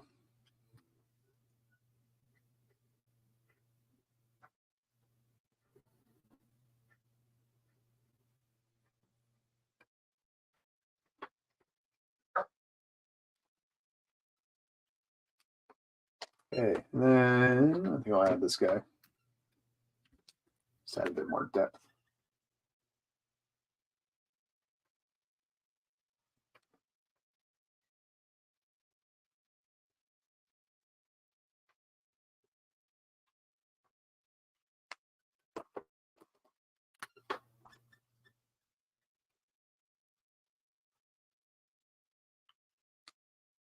I've got copper.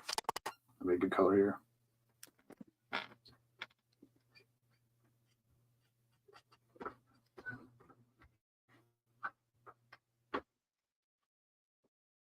Just kind of emphasize the shadows a bit more.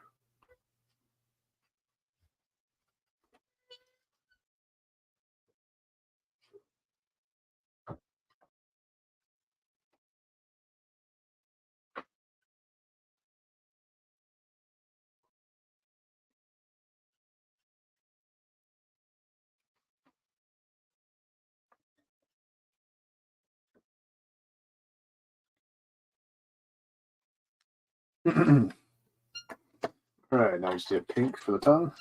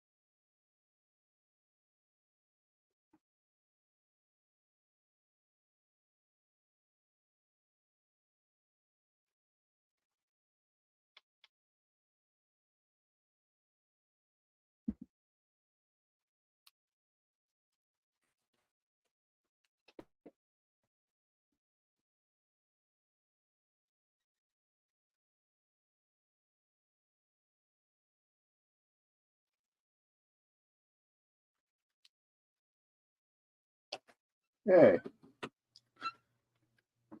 get your teeth in there, Stitchy. Yeah, it's kind of like a greenish yellow almost. His teeth. That's what it looks like.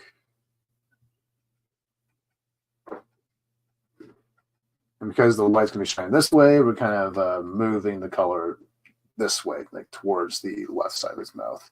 So we're leaving kind of like little highlights on the right side. Little things like that kind of go a long way when it comes to coloring.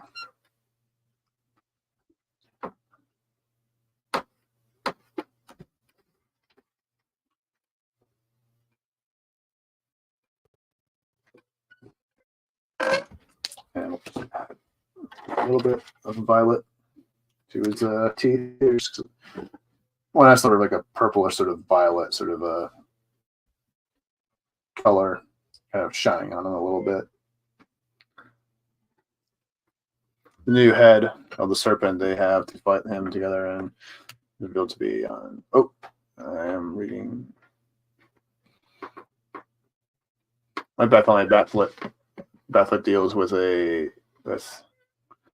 has Demon go to the dark side, but the origin is not the same. He's a bit attached to baby. Bass gets the Wonder Woman with. Oh yeah, I always like the idea of Bruce and Wonder Woman. It works for me. Those two work for me.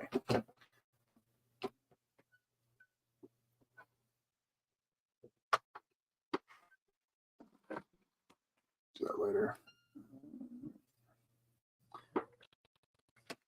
Scratch. Feet fall that. Yeah, I always did like the relationship between Bruce and Diana.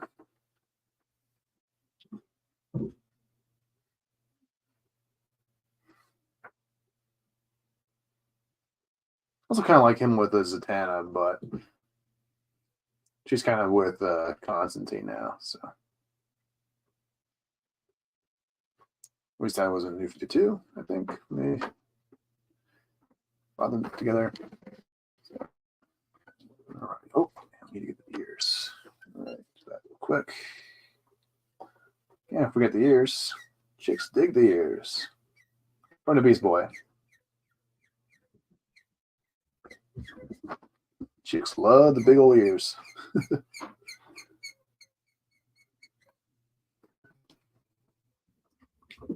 This guy's due for a refill. We'll go until the job gets done.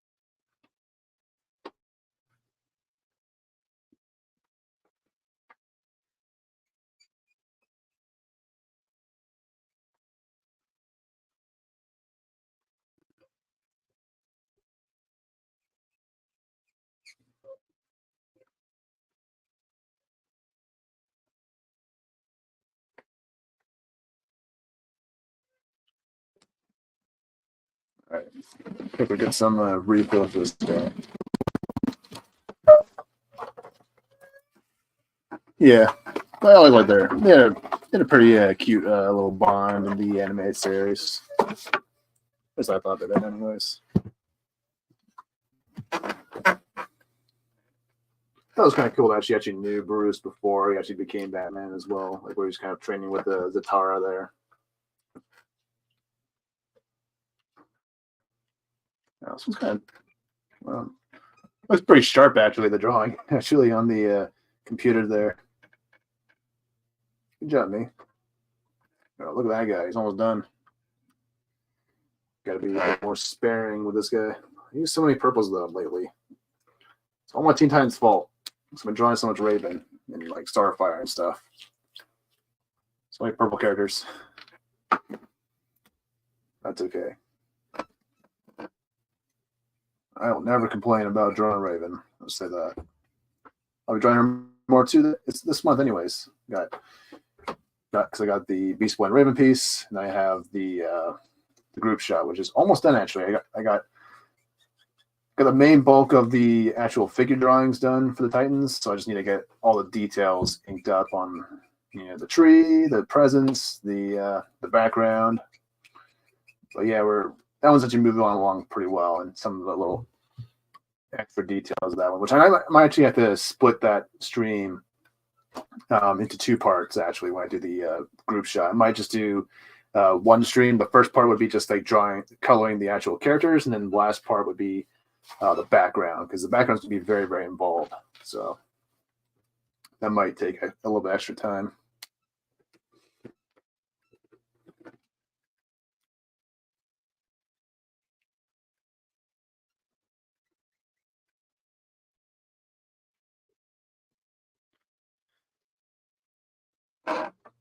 Need to branch out and draw all these characters. Yeah. Yeah, they had a really, really cool bond in the cartoon. It was very, very subtle, you know. But yeah, they just worked. They just had a really good chemistry with each other.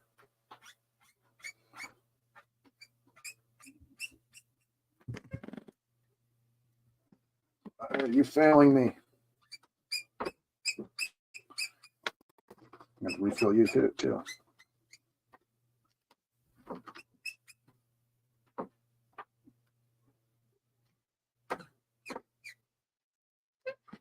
Okay. Refill. 350.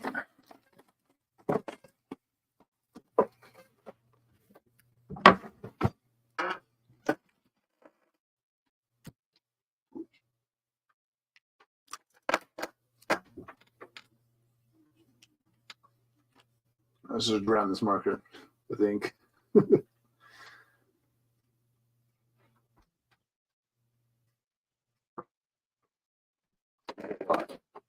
I'm probably using even more rest of the stream here. Is that hair? Yeah, whatever. Shouldn't be a problem.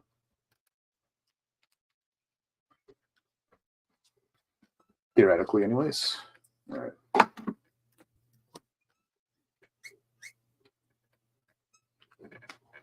Yeah, let's let that sit for a minute. I'll grab this guy.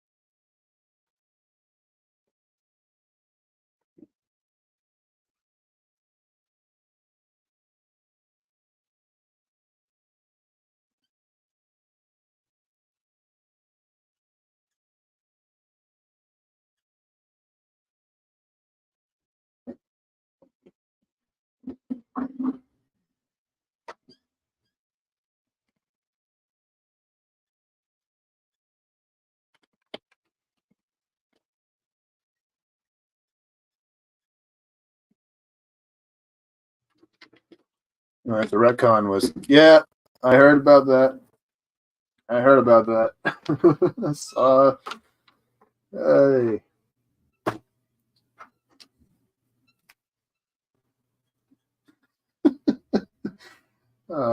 They wonder why Marvel Comics is dead. Yeah, they just do. It's like you keep doing dumb shit. It's like But honestly, I'm past the point of caring anymore what DC or Marvel does anymore. Just laugh. I can do at this point.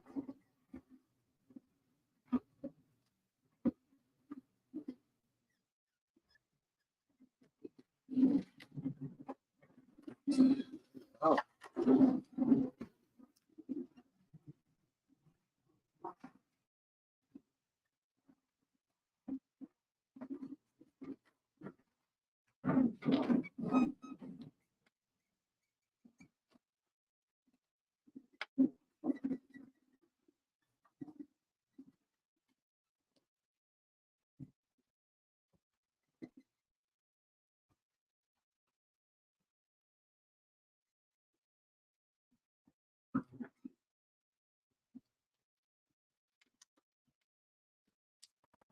He crawled out from the back when he was born too. Yeah, yeah. Well, we all come out some way, but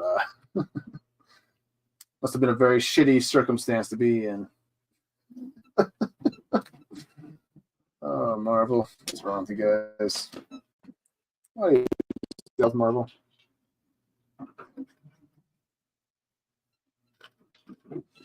All right, now that we're done that, we're just gonna do the whites. His cap here, or rather the normally I'd use grays here, but I think I'm gonna go more of a softer sort of color for a lot of these things here.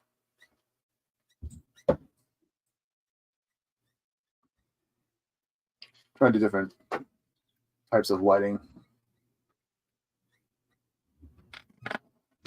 Testing the waters a bit here.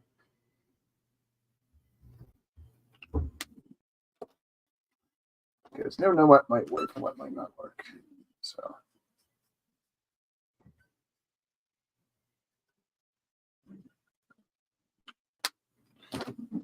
let's try something new. Just never know if it'll work or not until you try. It seems to be working fine. All right.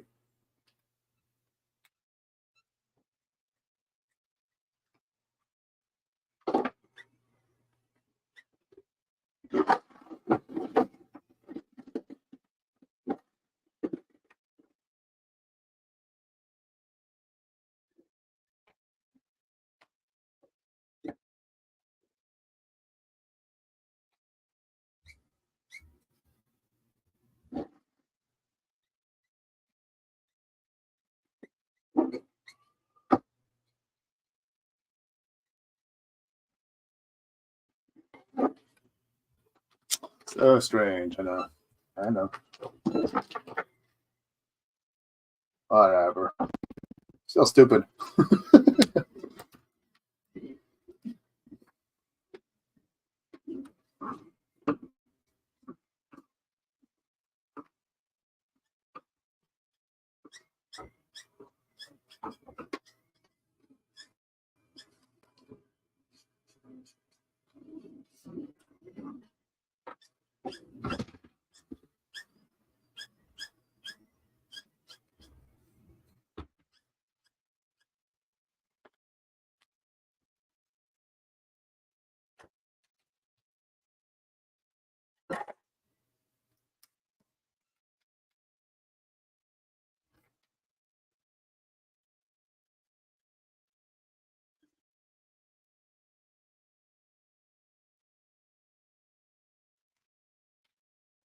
All right. Got the main form of stitch going. Oh, big as eyebrows. Save them for last. Let's see, the pen. Oh, it's too thin. Yeah, a little bit. Yes.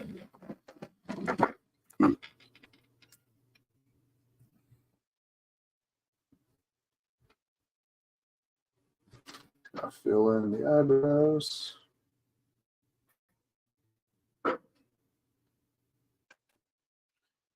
I might add some little tints to the eye, like a little bit on the people there.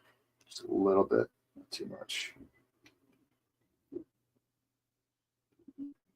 So I'm going for kind of like, I guess kind of like a dawn or a sort of a sunset, like a snow pile. it's kind of sitting in. Kind of do something similar to what we did with the Mr. Freeze one, where we kind of built up the snow. But we're going to be using like pinks and purples for that. So that'll look a lot better.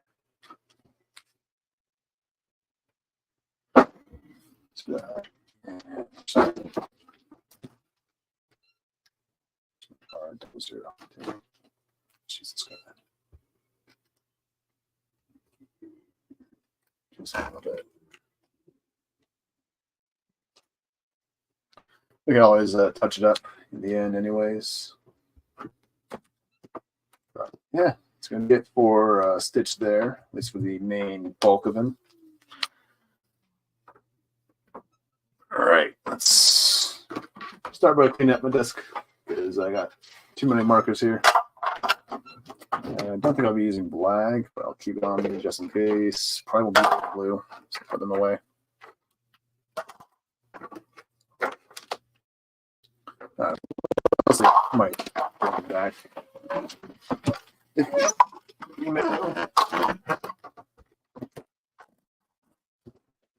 Reds and get rid of the main chunk of blues here. Might bring them back later, but not right now. Nice clean desk, right?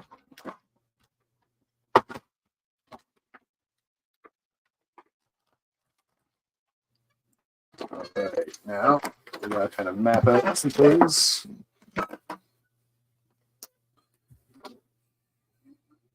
And we'll start with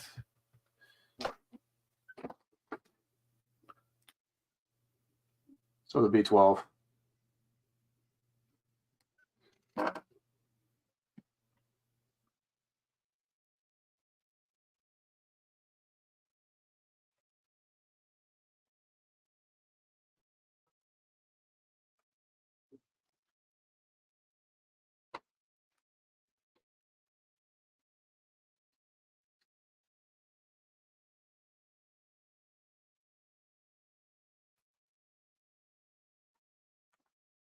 Get a shadow underneath him first and foremost.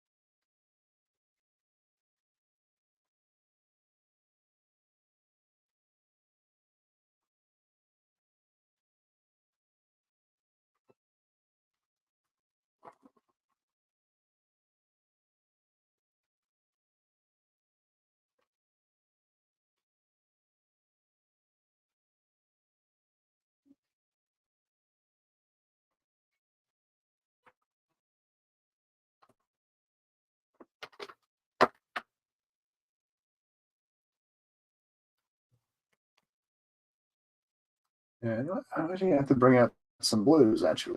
So I might have to do a little sky. Yeah, do that. We'll do that. Just kind of.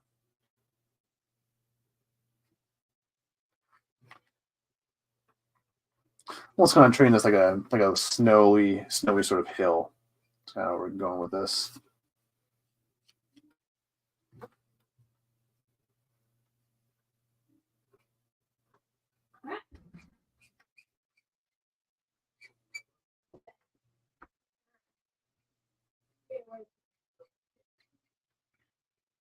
All right.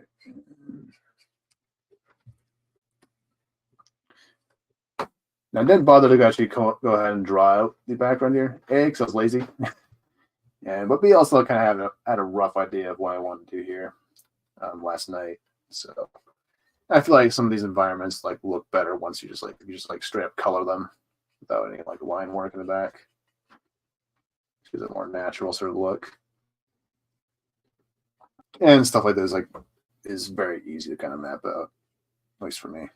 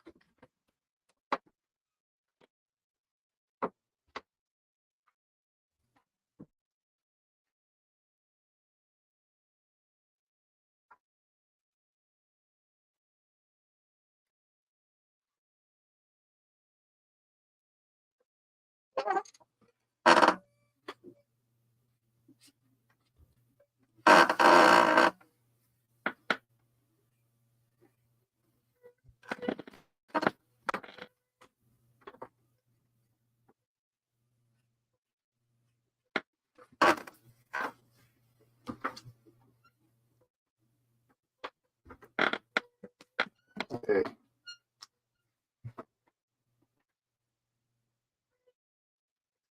But yeah, so I might be going on Tabitha's channel, streaming Tabitha's channel next month, because she does a stream every last Thursday of every month. So I might hop on, and because I did one with her on Thursday this week, and I had a lot of fun. So we're gonna do that again. Hopefully, if the stars align, if the universe allows it. You never know what you might need to be doing. Yeah, because I have no idea what my family's doing for Christmas, so we always kind of leave it to the last minute for whatever reason. At least they do. I'm always prepared. Just everyone else is not.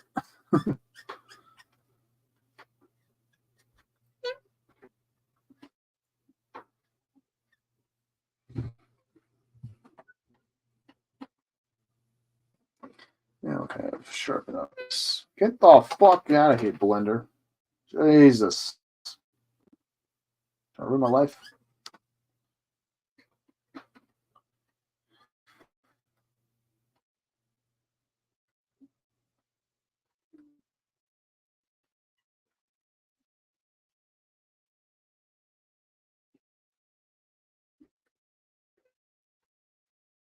Yeah, hopefully this kind of makes the pinks on it, the highlights here kind of make sense here. I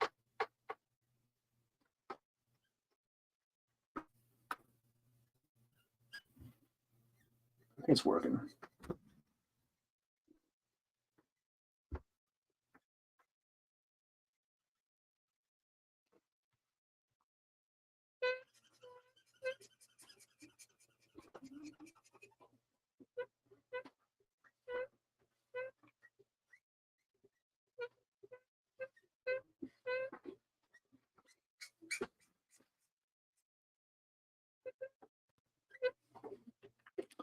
Thank you, Phil. Azalea.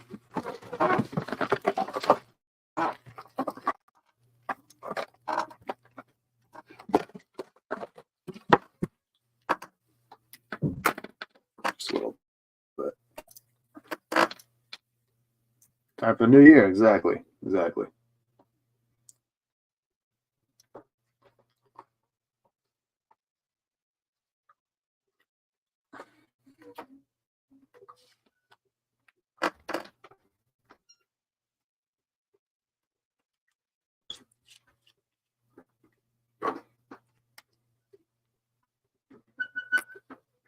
Shake it a little bit.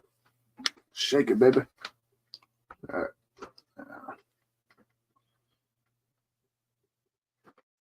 But I'll probably just end up doing what I normally do for Christmas anyways. Just watch Christmas to the Joker from Batman the Animated Series. Watch Comfort and Joy from Justice League. And then maybe I'll probably read the Water Fleece comic book and the Batman Noel books. It's kind of a tradition for me, at least. Those 4 things.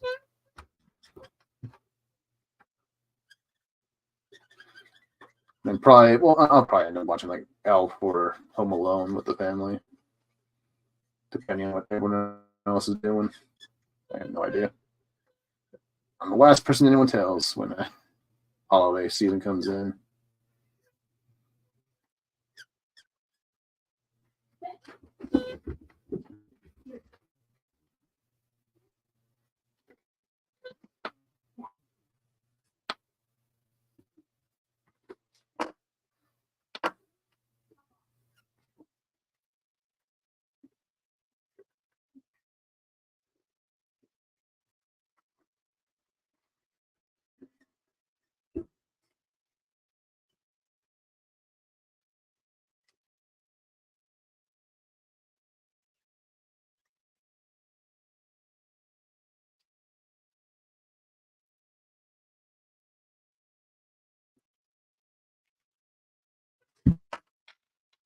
All right, I'm getting somewhere. Oh, I'll bring some purples.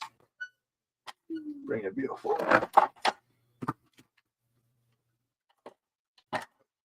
Maybe. So yeah, use this guy for the shadows underneath the Stitch's bum. Stitch's bum for the shadows here. There we go.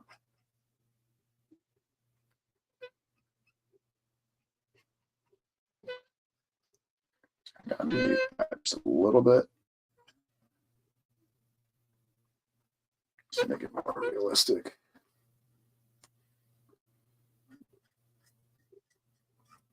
Not too realistic. It's obviously supposed to be Disney, so it's supposed to be more fantastical. Which sadly Disney has sort of forgotten in recent years.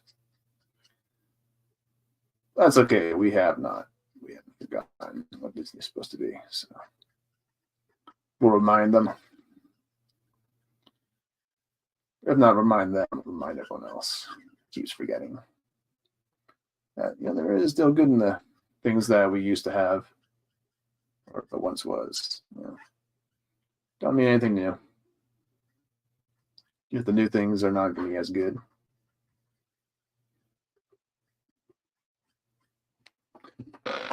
That's just me. I don't understand this. Like, yeah, I'm not going to go into it. I could rant about it all day. I'm not going to do it today. Fun times.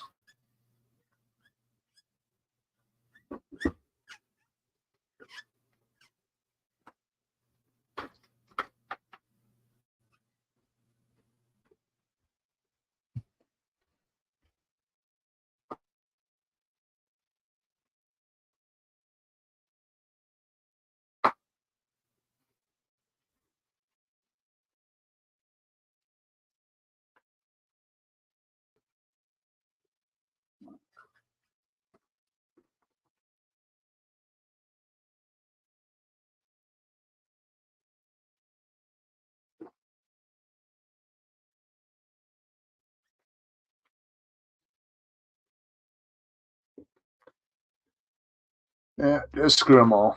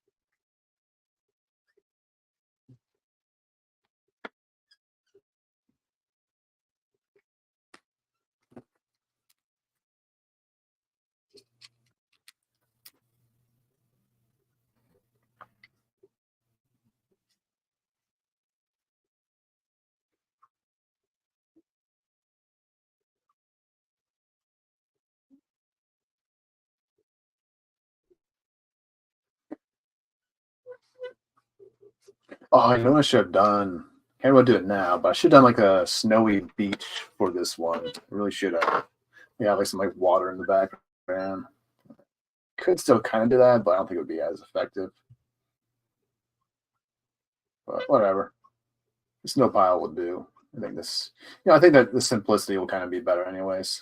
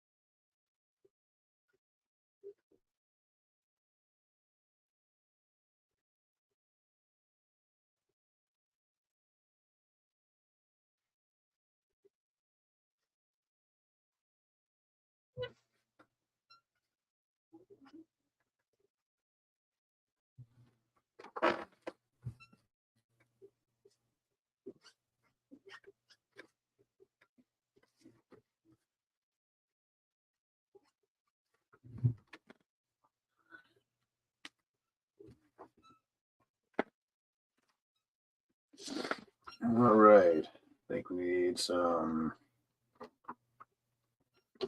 view.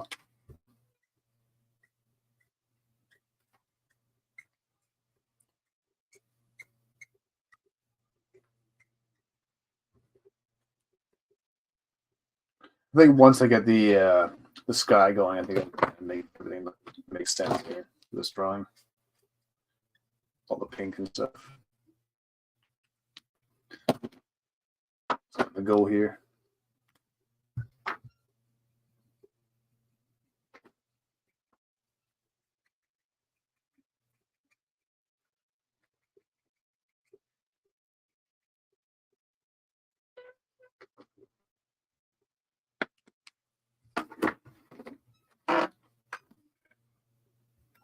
I might need this guy for a minute. We'll see.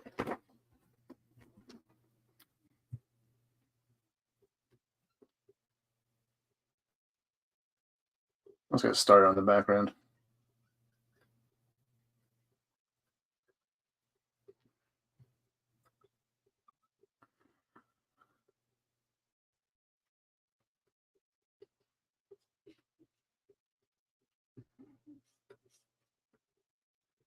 Hmm.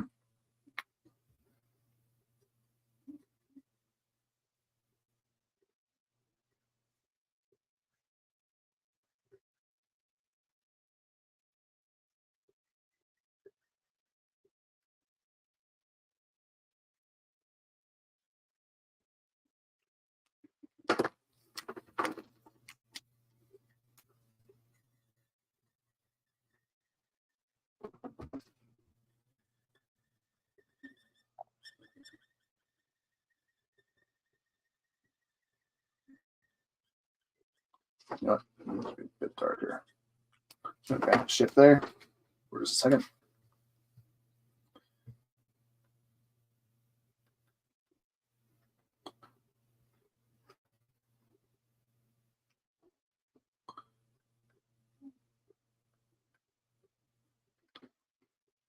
All right.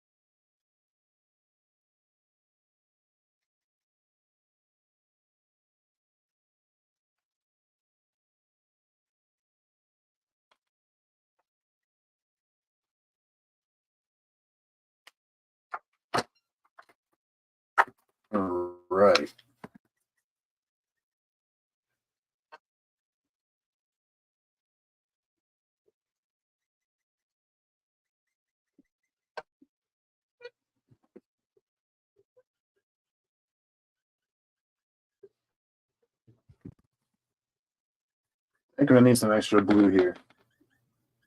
Just make this pop a bit more.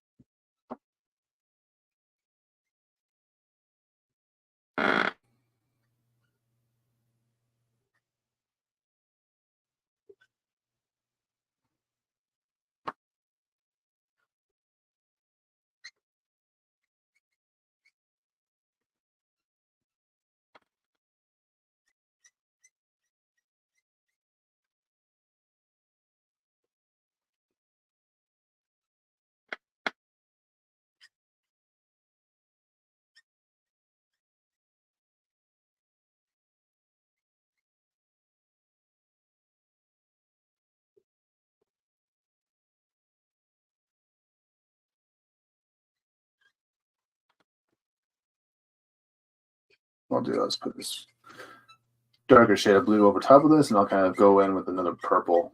I think that'll kind of help this one sort of stand out a bit.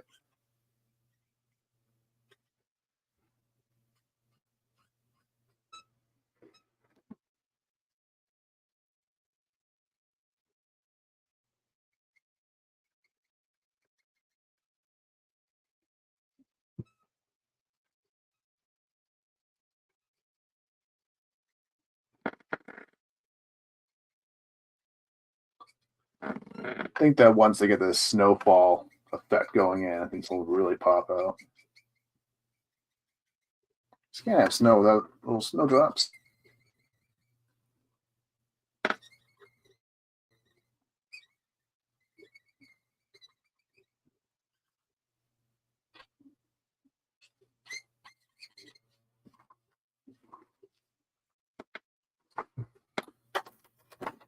I need this guy.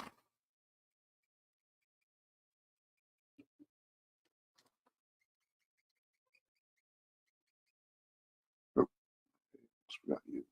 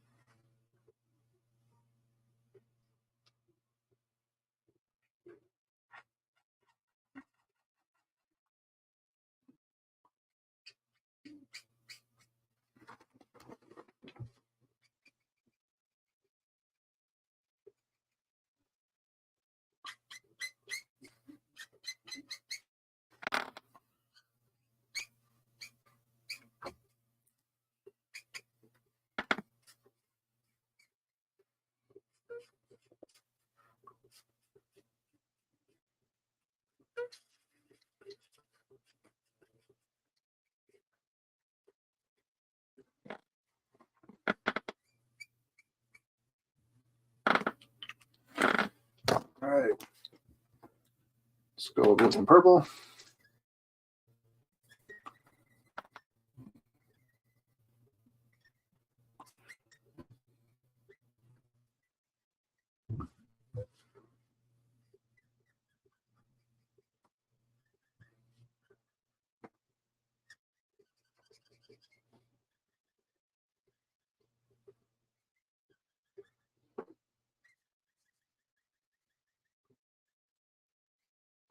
think we'll cap it all off, just like one like shade of color. So all this is kind of just adding like little extra textures into the background of the sky here. It's kind of the main goal of this, for the purpose of this, all this. So I got these little streaks in the back and all that. And once I get one singular color going through all of it, it's kind of a technique I kind of learned doing way back when I did the first Green Goblin piece a while ago, where it's like use a bunch of crazy colors on the bottom, and then on top of it, I just use one because I used like a bunch of coppers, different purples, and stuff like that for the Green Goblin piece. Then once I had all that done, I just went over it all with some red, and it really made it really pop out and give some extra depth to the background there. I'll kind of do the same sort of thing here.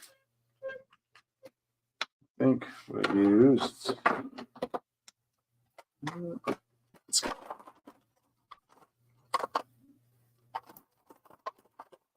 Why I put you guys away?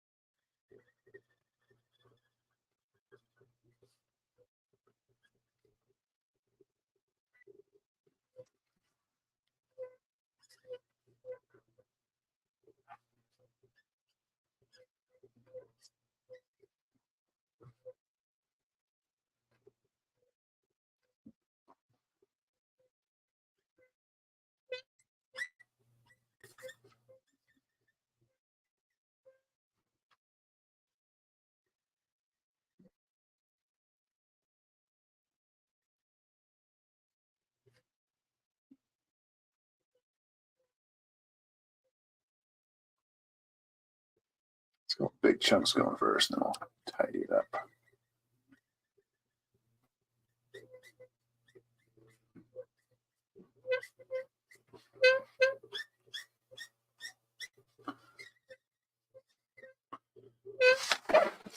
They are coming along quite nicely. Weird. Yeah.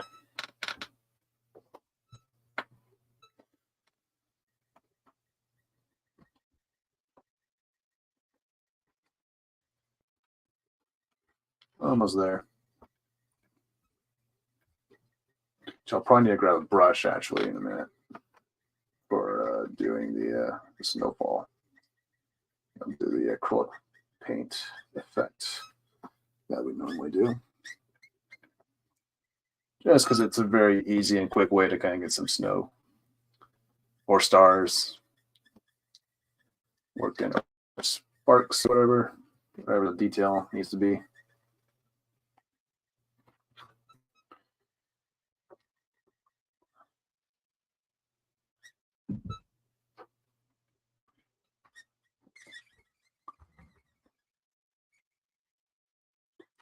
Yeah, blue green might have been really good here, but it's kind of late for that. I think this works fine. I might do that. I might just try to look quick blue green over top of some of this. I think it might help them stand out a bit more. We'll see.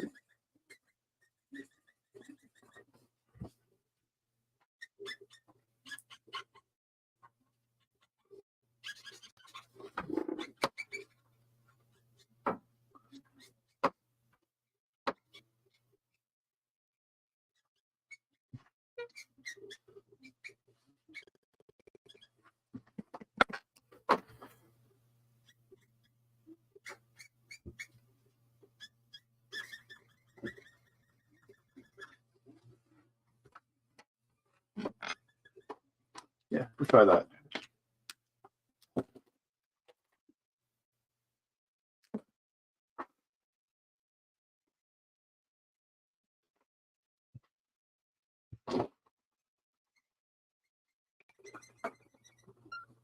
kind of like that.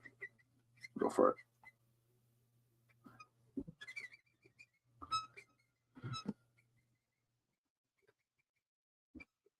It's in segments.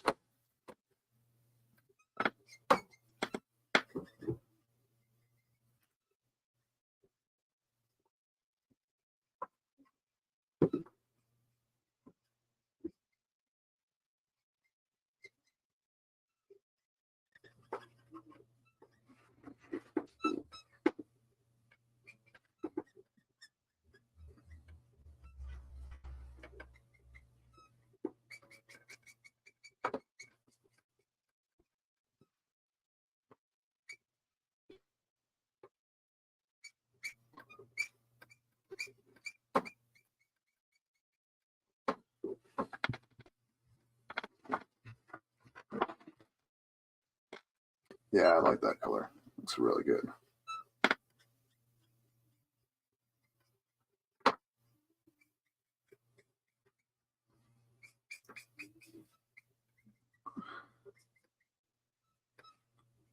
I think I might pop in just a slightly brighter shade.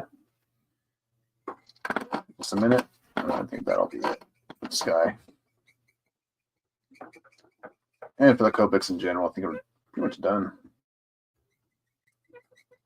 Might actually adjust it a little bit overnight. Or not overnight, but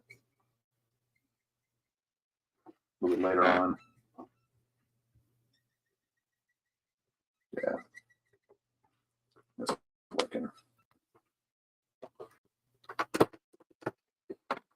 Working for me, at least.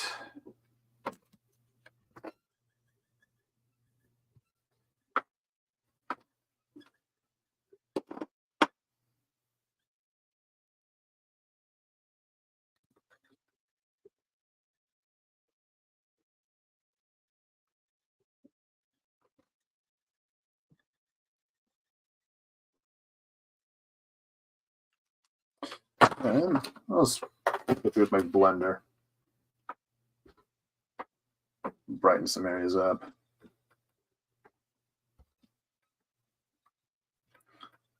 I'll probably end up using a lot of these colors, the same colors actually for the Northern Lights when I do the Optimus Prime next weekend. Do Prime, then we'll end the year on my last two Teen Titans pieces for maybe for a little while. I'll kind of branch out. Well, I do have a Wonder Girl actually. It's actually kind of ready for colors, so I might do that one first. So, yep, power. We got Wonder Girl going finally. Yeah, it's Cassie, not Donna, which we'll do Donna Troy as well at some point. I have a Donna Troy in the works as well. Although I might have to redo that one because I think I want to put that one on blending cards. I think I put on watercolor paper last time, but I think I'm going to do Copics. I keep saying I want to mix Copics and watercolor at some point, but I just keep putting that off for some reason. All right. I think that's good. I think that's good enough.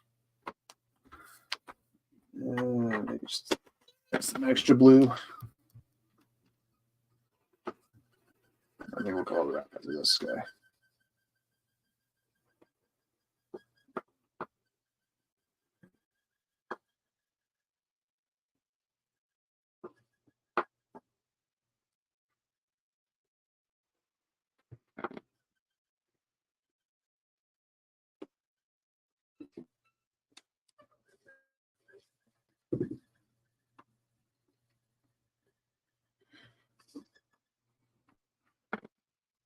All right.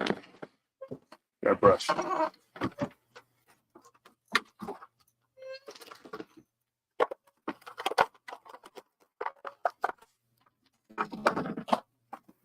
right.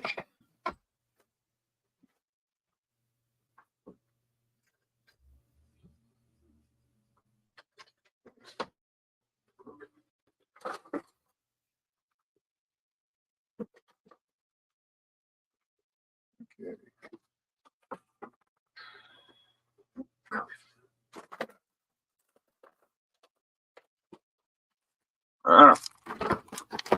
Tripping everything. Paint.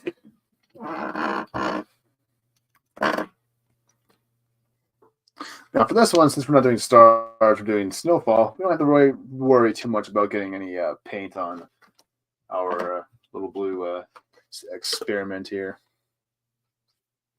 Oh, we're running low on paint, actually. Poop it out. Oh my gosh, just pooping it out. Look at that. Oh, you can't really see that much. There we go. Just poop it out. And we'll just look it around.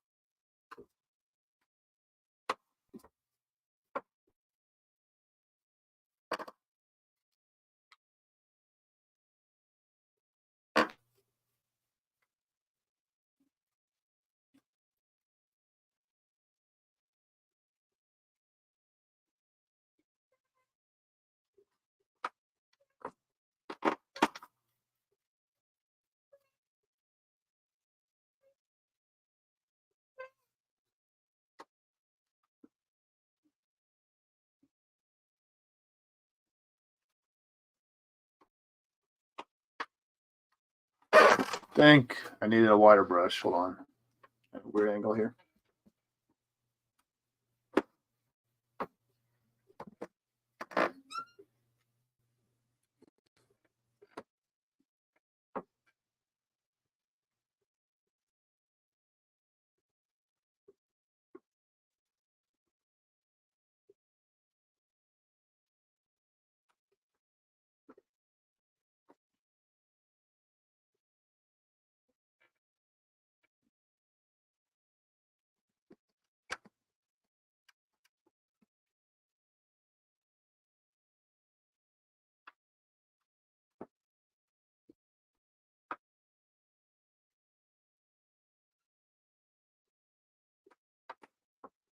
I have a lot of fun in the bathroom today. Clean my fingers. That's okay.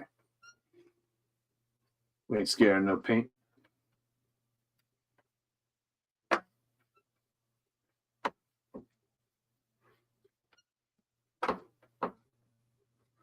I get as much like thick ones out as possible. But if not, we can always go back in with the. Ooh, did a little much here. Whatever.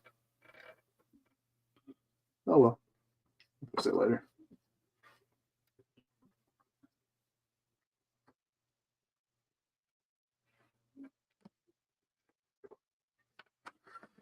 Okay, that should be good enough. Just put you right there. I need to grab some towels.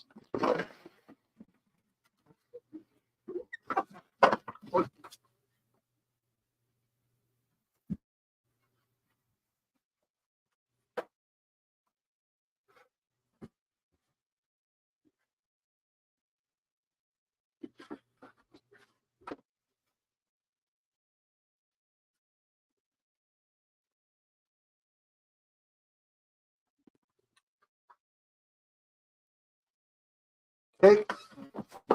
Fingers are kind of clean now.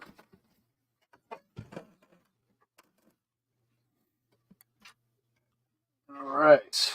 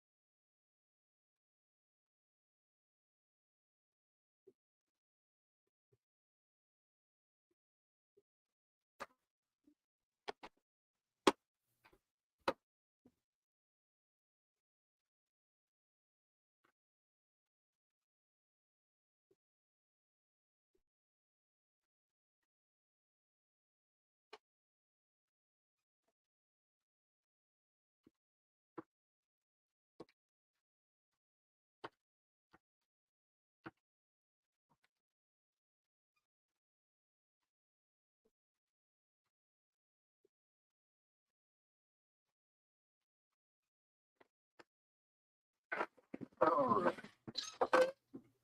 Thank you, Power.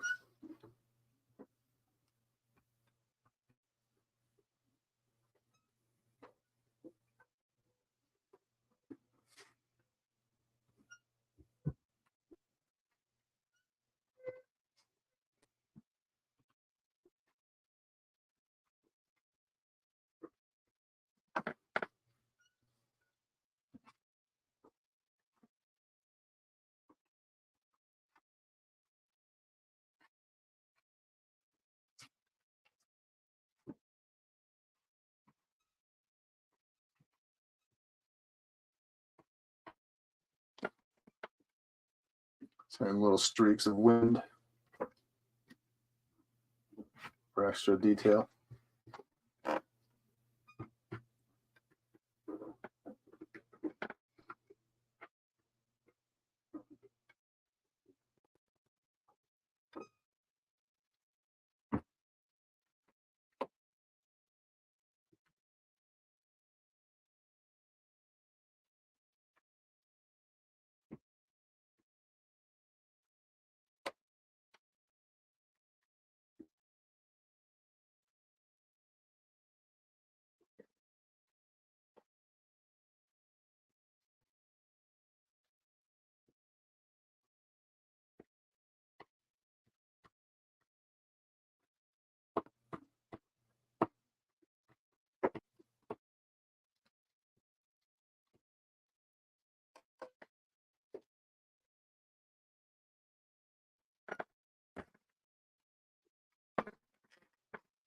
All right, I think we're almost there.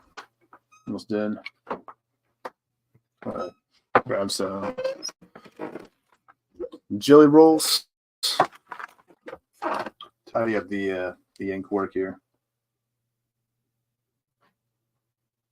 or just kind of clean up a bit.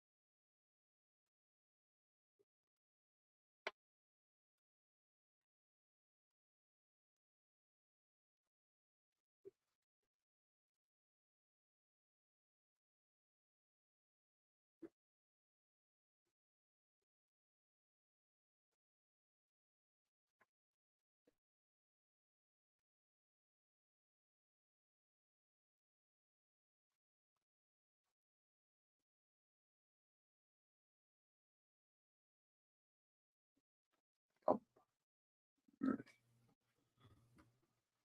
right.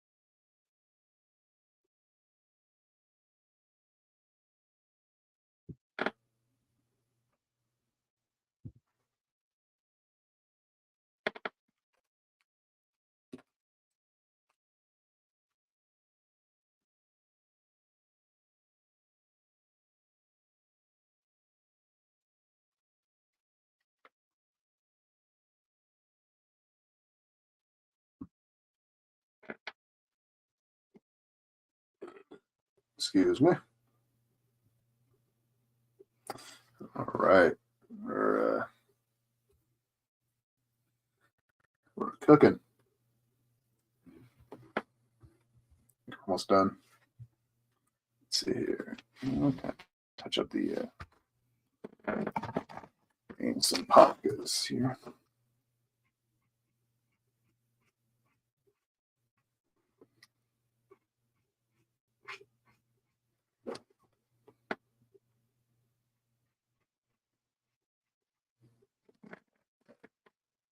Just a little bit there.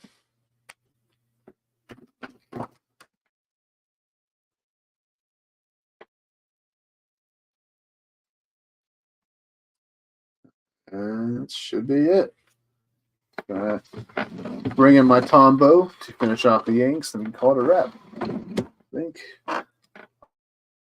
our little experiment 626 is done.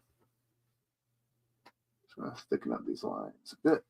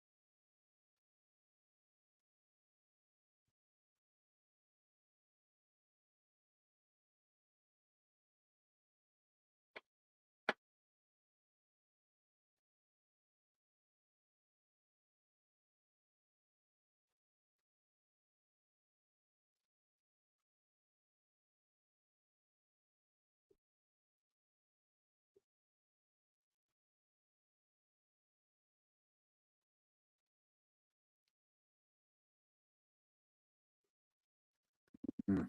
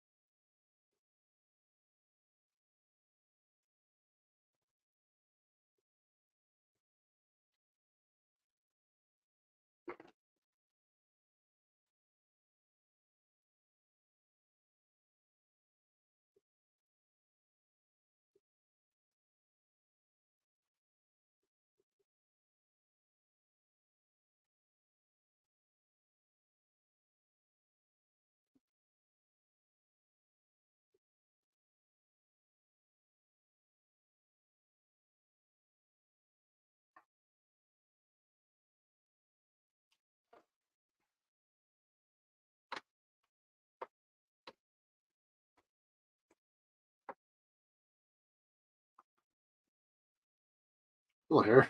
Get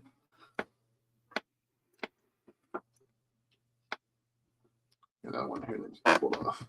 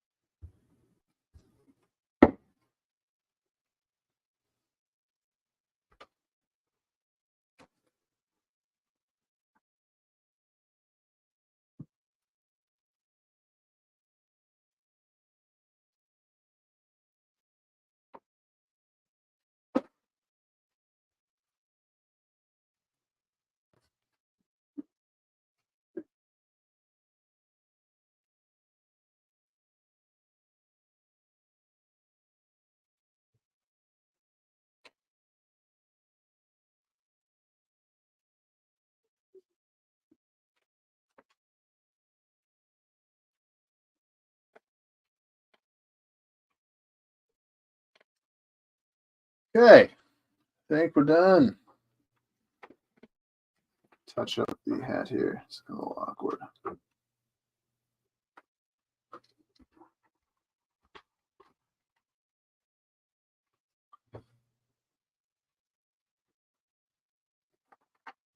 Just right here.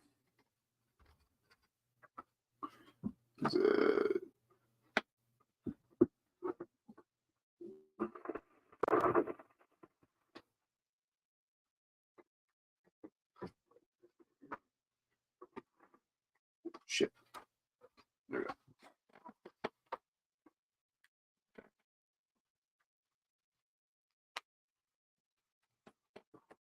There's our big boy, or not big, our Stitch, or there's our Stitch, not Beast Boy. It'd be kind of cool if Beast Boy could actually turn into like fictional characters, wouldn't it? Like, because if he turns into like Stitch, he'd be unstoppable too. Because Stitch was pretty OP. You know, he could survive crazy shit. I'm just gonna touch up that. Like, imagine if, like, Beast Boy like turned into like a Godzilla kaiju or something like that. That'd be crazy. Because if he could turn into like mythical creatures, I don't know how we got into the Beast Boy discussion here, but if he could turn into mythical creatures like a dragon, like what's stopping him from turning into like fictional characters, like at least in DC universe, like version of fictional characters, like, you know. I don't know. But anyways, there's our Stitch, all inked up, colored up, all that jazz.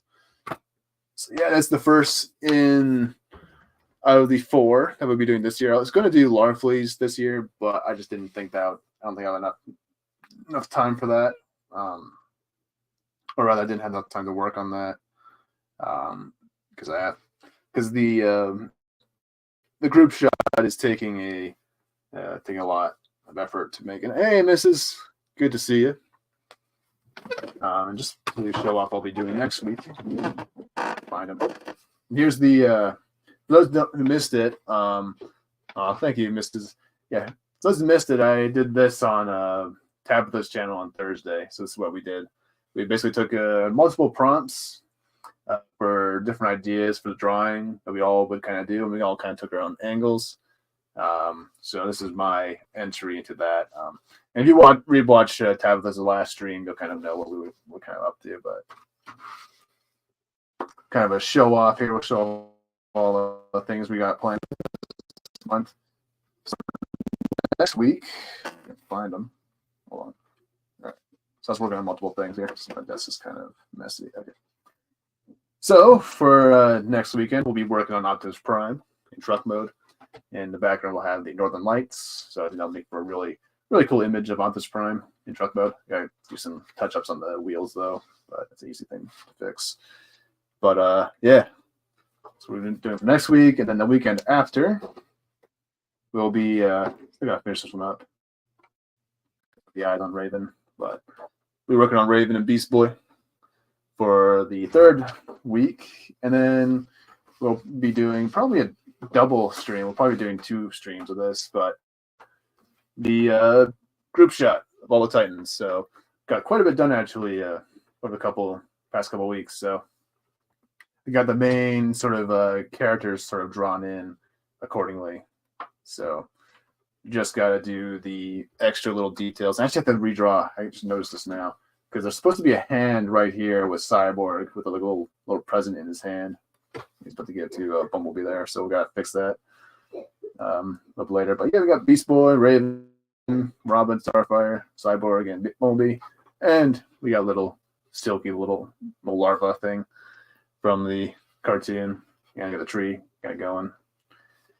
And I got some presents here. This is gonna be a really funny one. You can't really see it too well, but I have a little jar of mustard that I have Beast Boy giving to Starfire. I think that'd be kind of a little funny Easter egg because that was Starfire's favorite food when she got to Earth. She liked mustard. Like she drank it, she put it on pizza, you know, because she's an alien, so she doesn't really understand Earth customs, or she doesn't have the same sort of food taste as us. So it makes sense. It makes sense that she would have weird cravings and stuff. And as promised, I was going to show off some of the lanterns that I was working on. Let's see. Find Carol first. Where's my Carol? Or rather, how's Carol? That's not Carol. That's Raven. All right. Well, here's Sinestro I was working on at work. So we got a little head sketch going for him. And then where's my? Oh, found Indigo 1. It's one working on. It's kind of a weird angle here. And I had a few other ones. I had a few other pose ideas here. I got this one, and I had this one kind of being worked on. But I kind of wanted to do more. But I was kind of feeling this one a bit more. So we're kind of doing this one for Indigo 1 for the Indigo Lanterns. And then Find Carol. And Atrocitus. Keep losing them. I had a few ideas for Carol, actually. I had a few. I'll show them all off. But, oh, there she is. Kind of went for more of her look from the Green Lantern animated series. So we got this one, which is kind of like a base. It's kind of based on the original Carol Ferris design in the comics, with some minor adjustments like in the cartoon. Then I had a few other pose ideas here. So this one, and this one, but I ultimately went for this one. This is the one I kind of like the most. So, and let's find Atrocitus. There's my boy. There's my boy. Big boy Atrocitus. On the power battery, and everything. So, yeah, next month is definitely, or next year, we're gonna be doing a lot of Green Lantern stuff because love the mythology of the Green Lantern stuff. So we're gonna. It's about time we finally get around to doing that on the channel here because I've been wanting to do it for a little while now. Just really have the time to really plan things. So. But yeah, on that note, I will see you guys around. Let's take a look at the chat real quick. So yeah, this is thinks it's cute. Thank you. Got thumbs up from the power. I'll just promise my man. Yep. Yep. Mustard and on everything. Yeah. So I have a few. I also have a for the piece. Actually, I'll show this real quick. But you also have a present right here for Beast Boy, and this is actually from Rita from the Doom Patrol. She was kind of like, she was kind of like his adoptive mother figure, for lack of a better term. So she kind of helped because the Doom Patrol kind of took him in, Beast Boy in when he lost his parents and all that. So, oh, I just missed something on the Santa hat. Just want to touch up this line real quick. There we go. But yeah, so. Yeah, I want to have a little Easter egg there for some Doom Patrol. I'll probably add a few extra ones, maybe one from Bruce Wayne to Dick Grayson. But I like her, like her style better. Carol looks great, and so does Atrocitus. Yeah, I love drawing Atrocitus. He's like one of the coolest characters, coolest designs. So,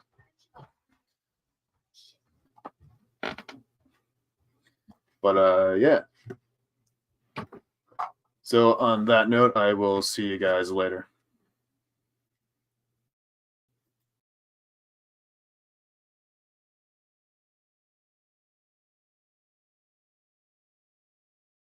Well, as much as I've been looking forward to the winner-take-all, no-holds-barred cage match, I've got something to say.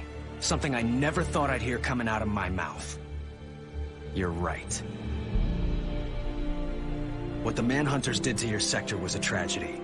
Your rage is earned. But destroying life here isn't going to change what happened there.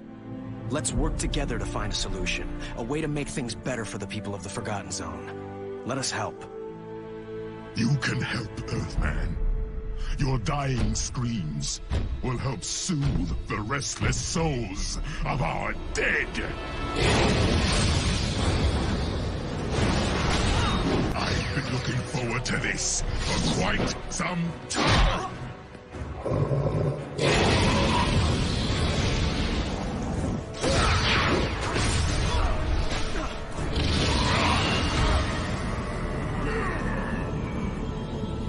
You are no match for me.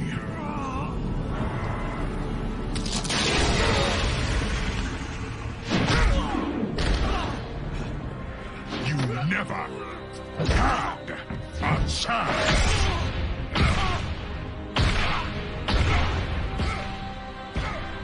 He cannot fight on.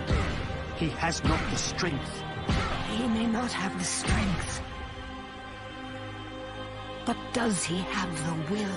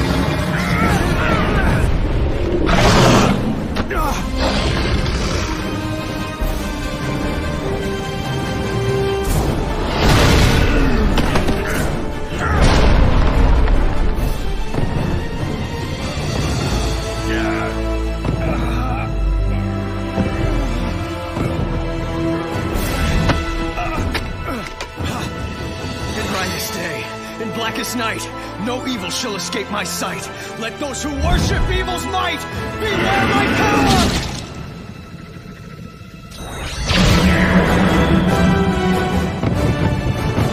Yes!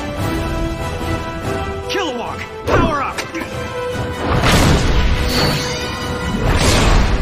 Tushudag, Klaskesnak, Ekadil Skal for Ogum, Latapa Ken Kuna Soatilda, Illuser Bakamis, Orin Vata. Yeah, that's the stuff.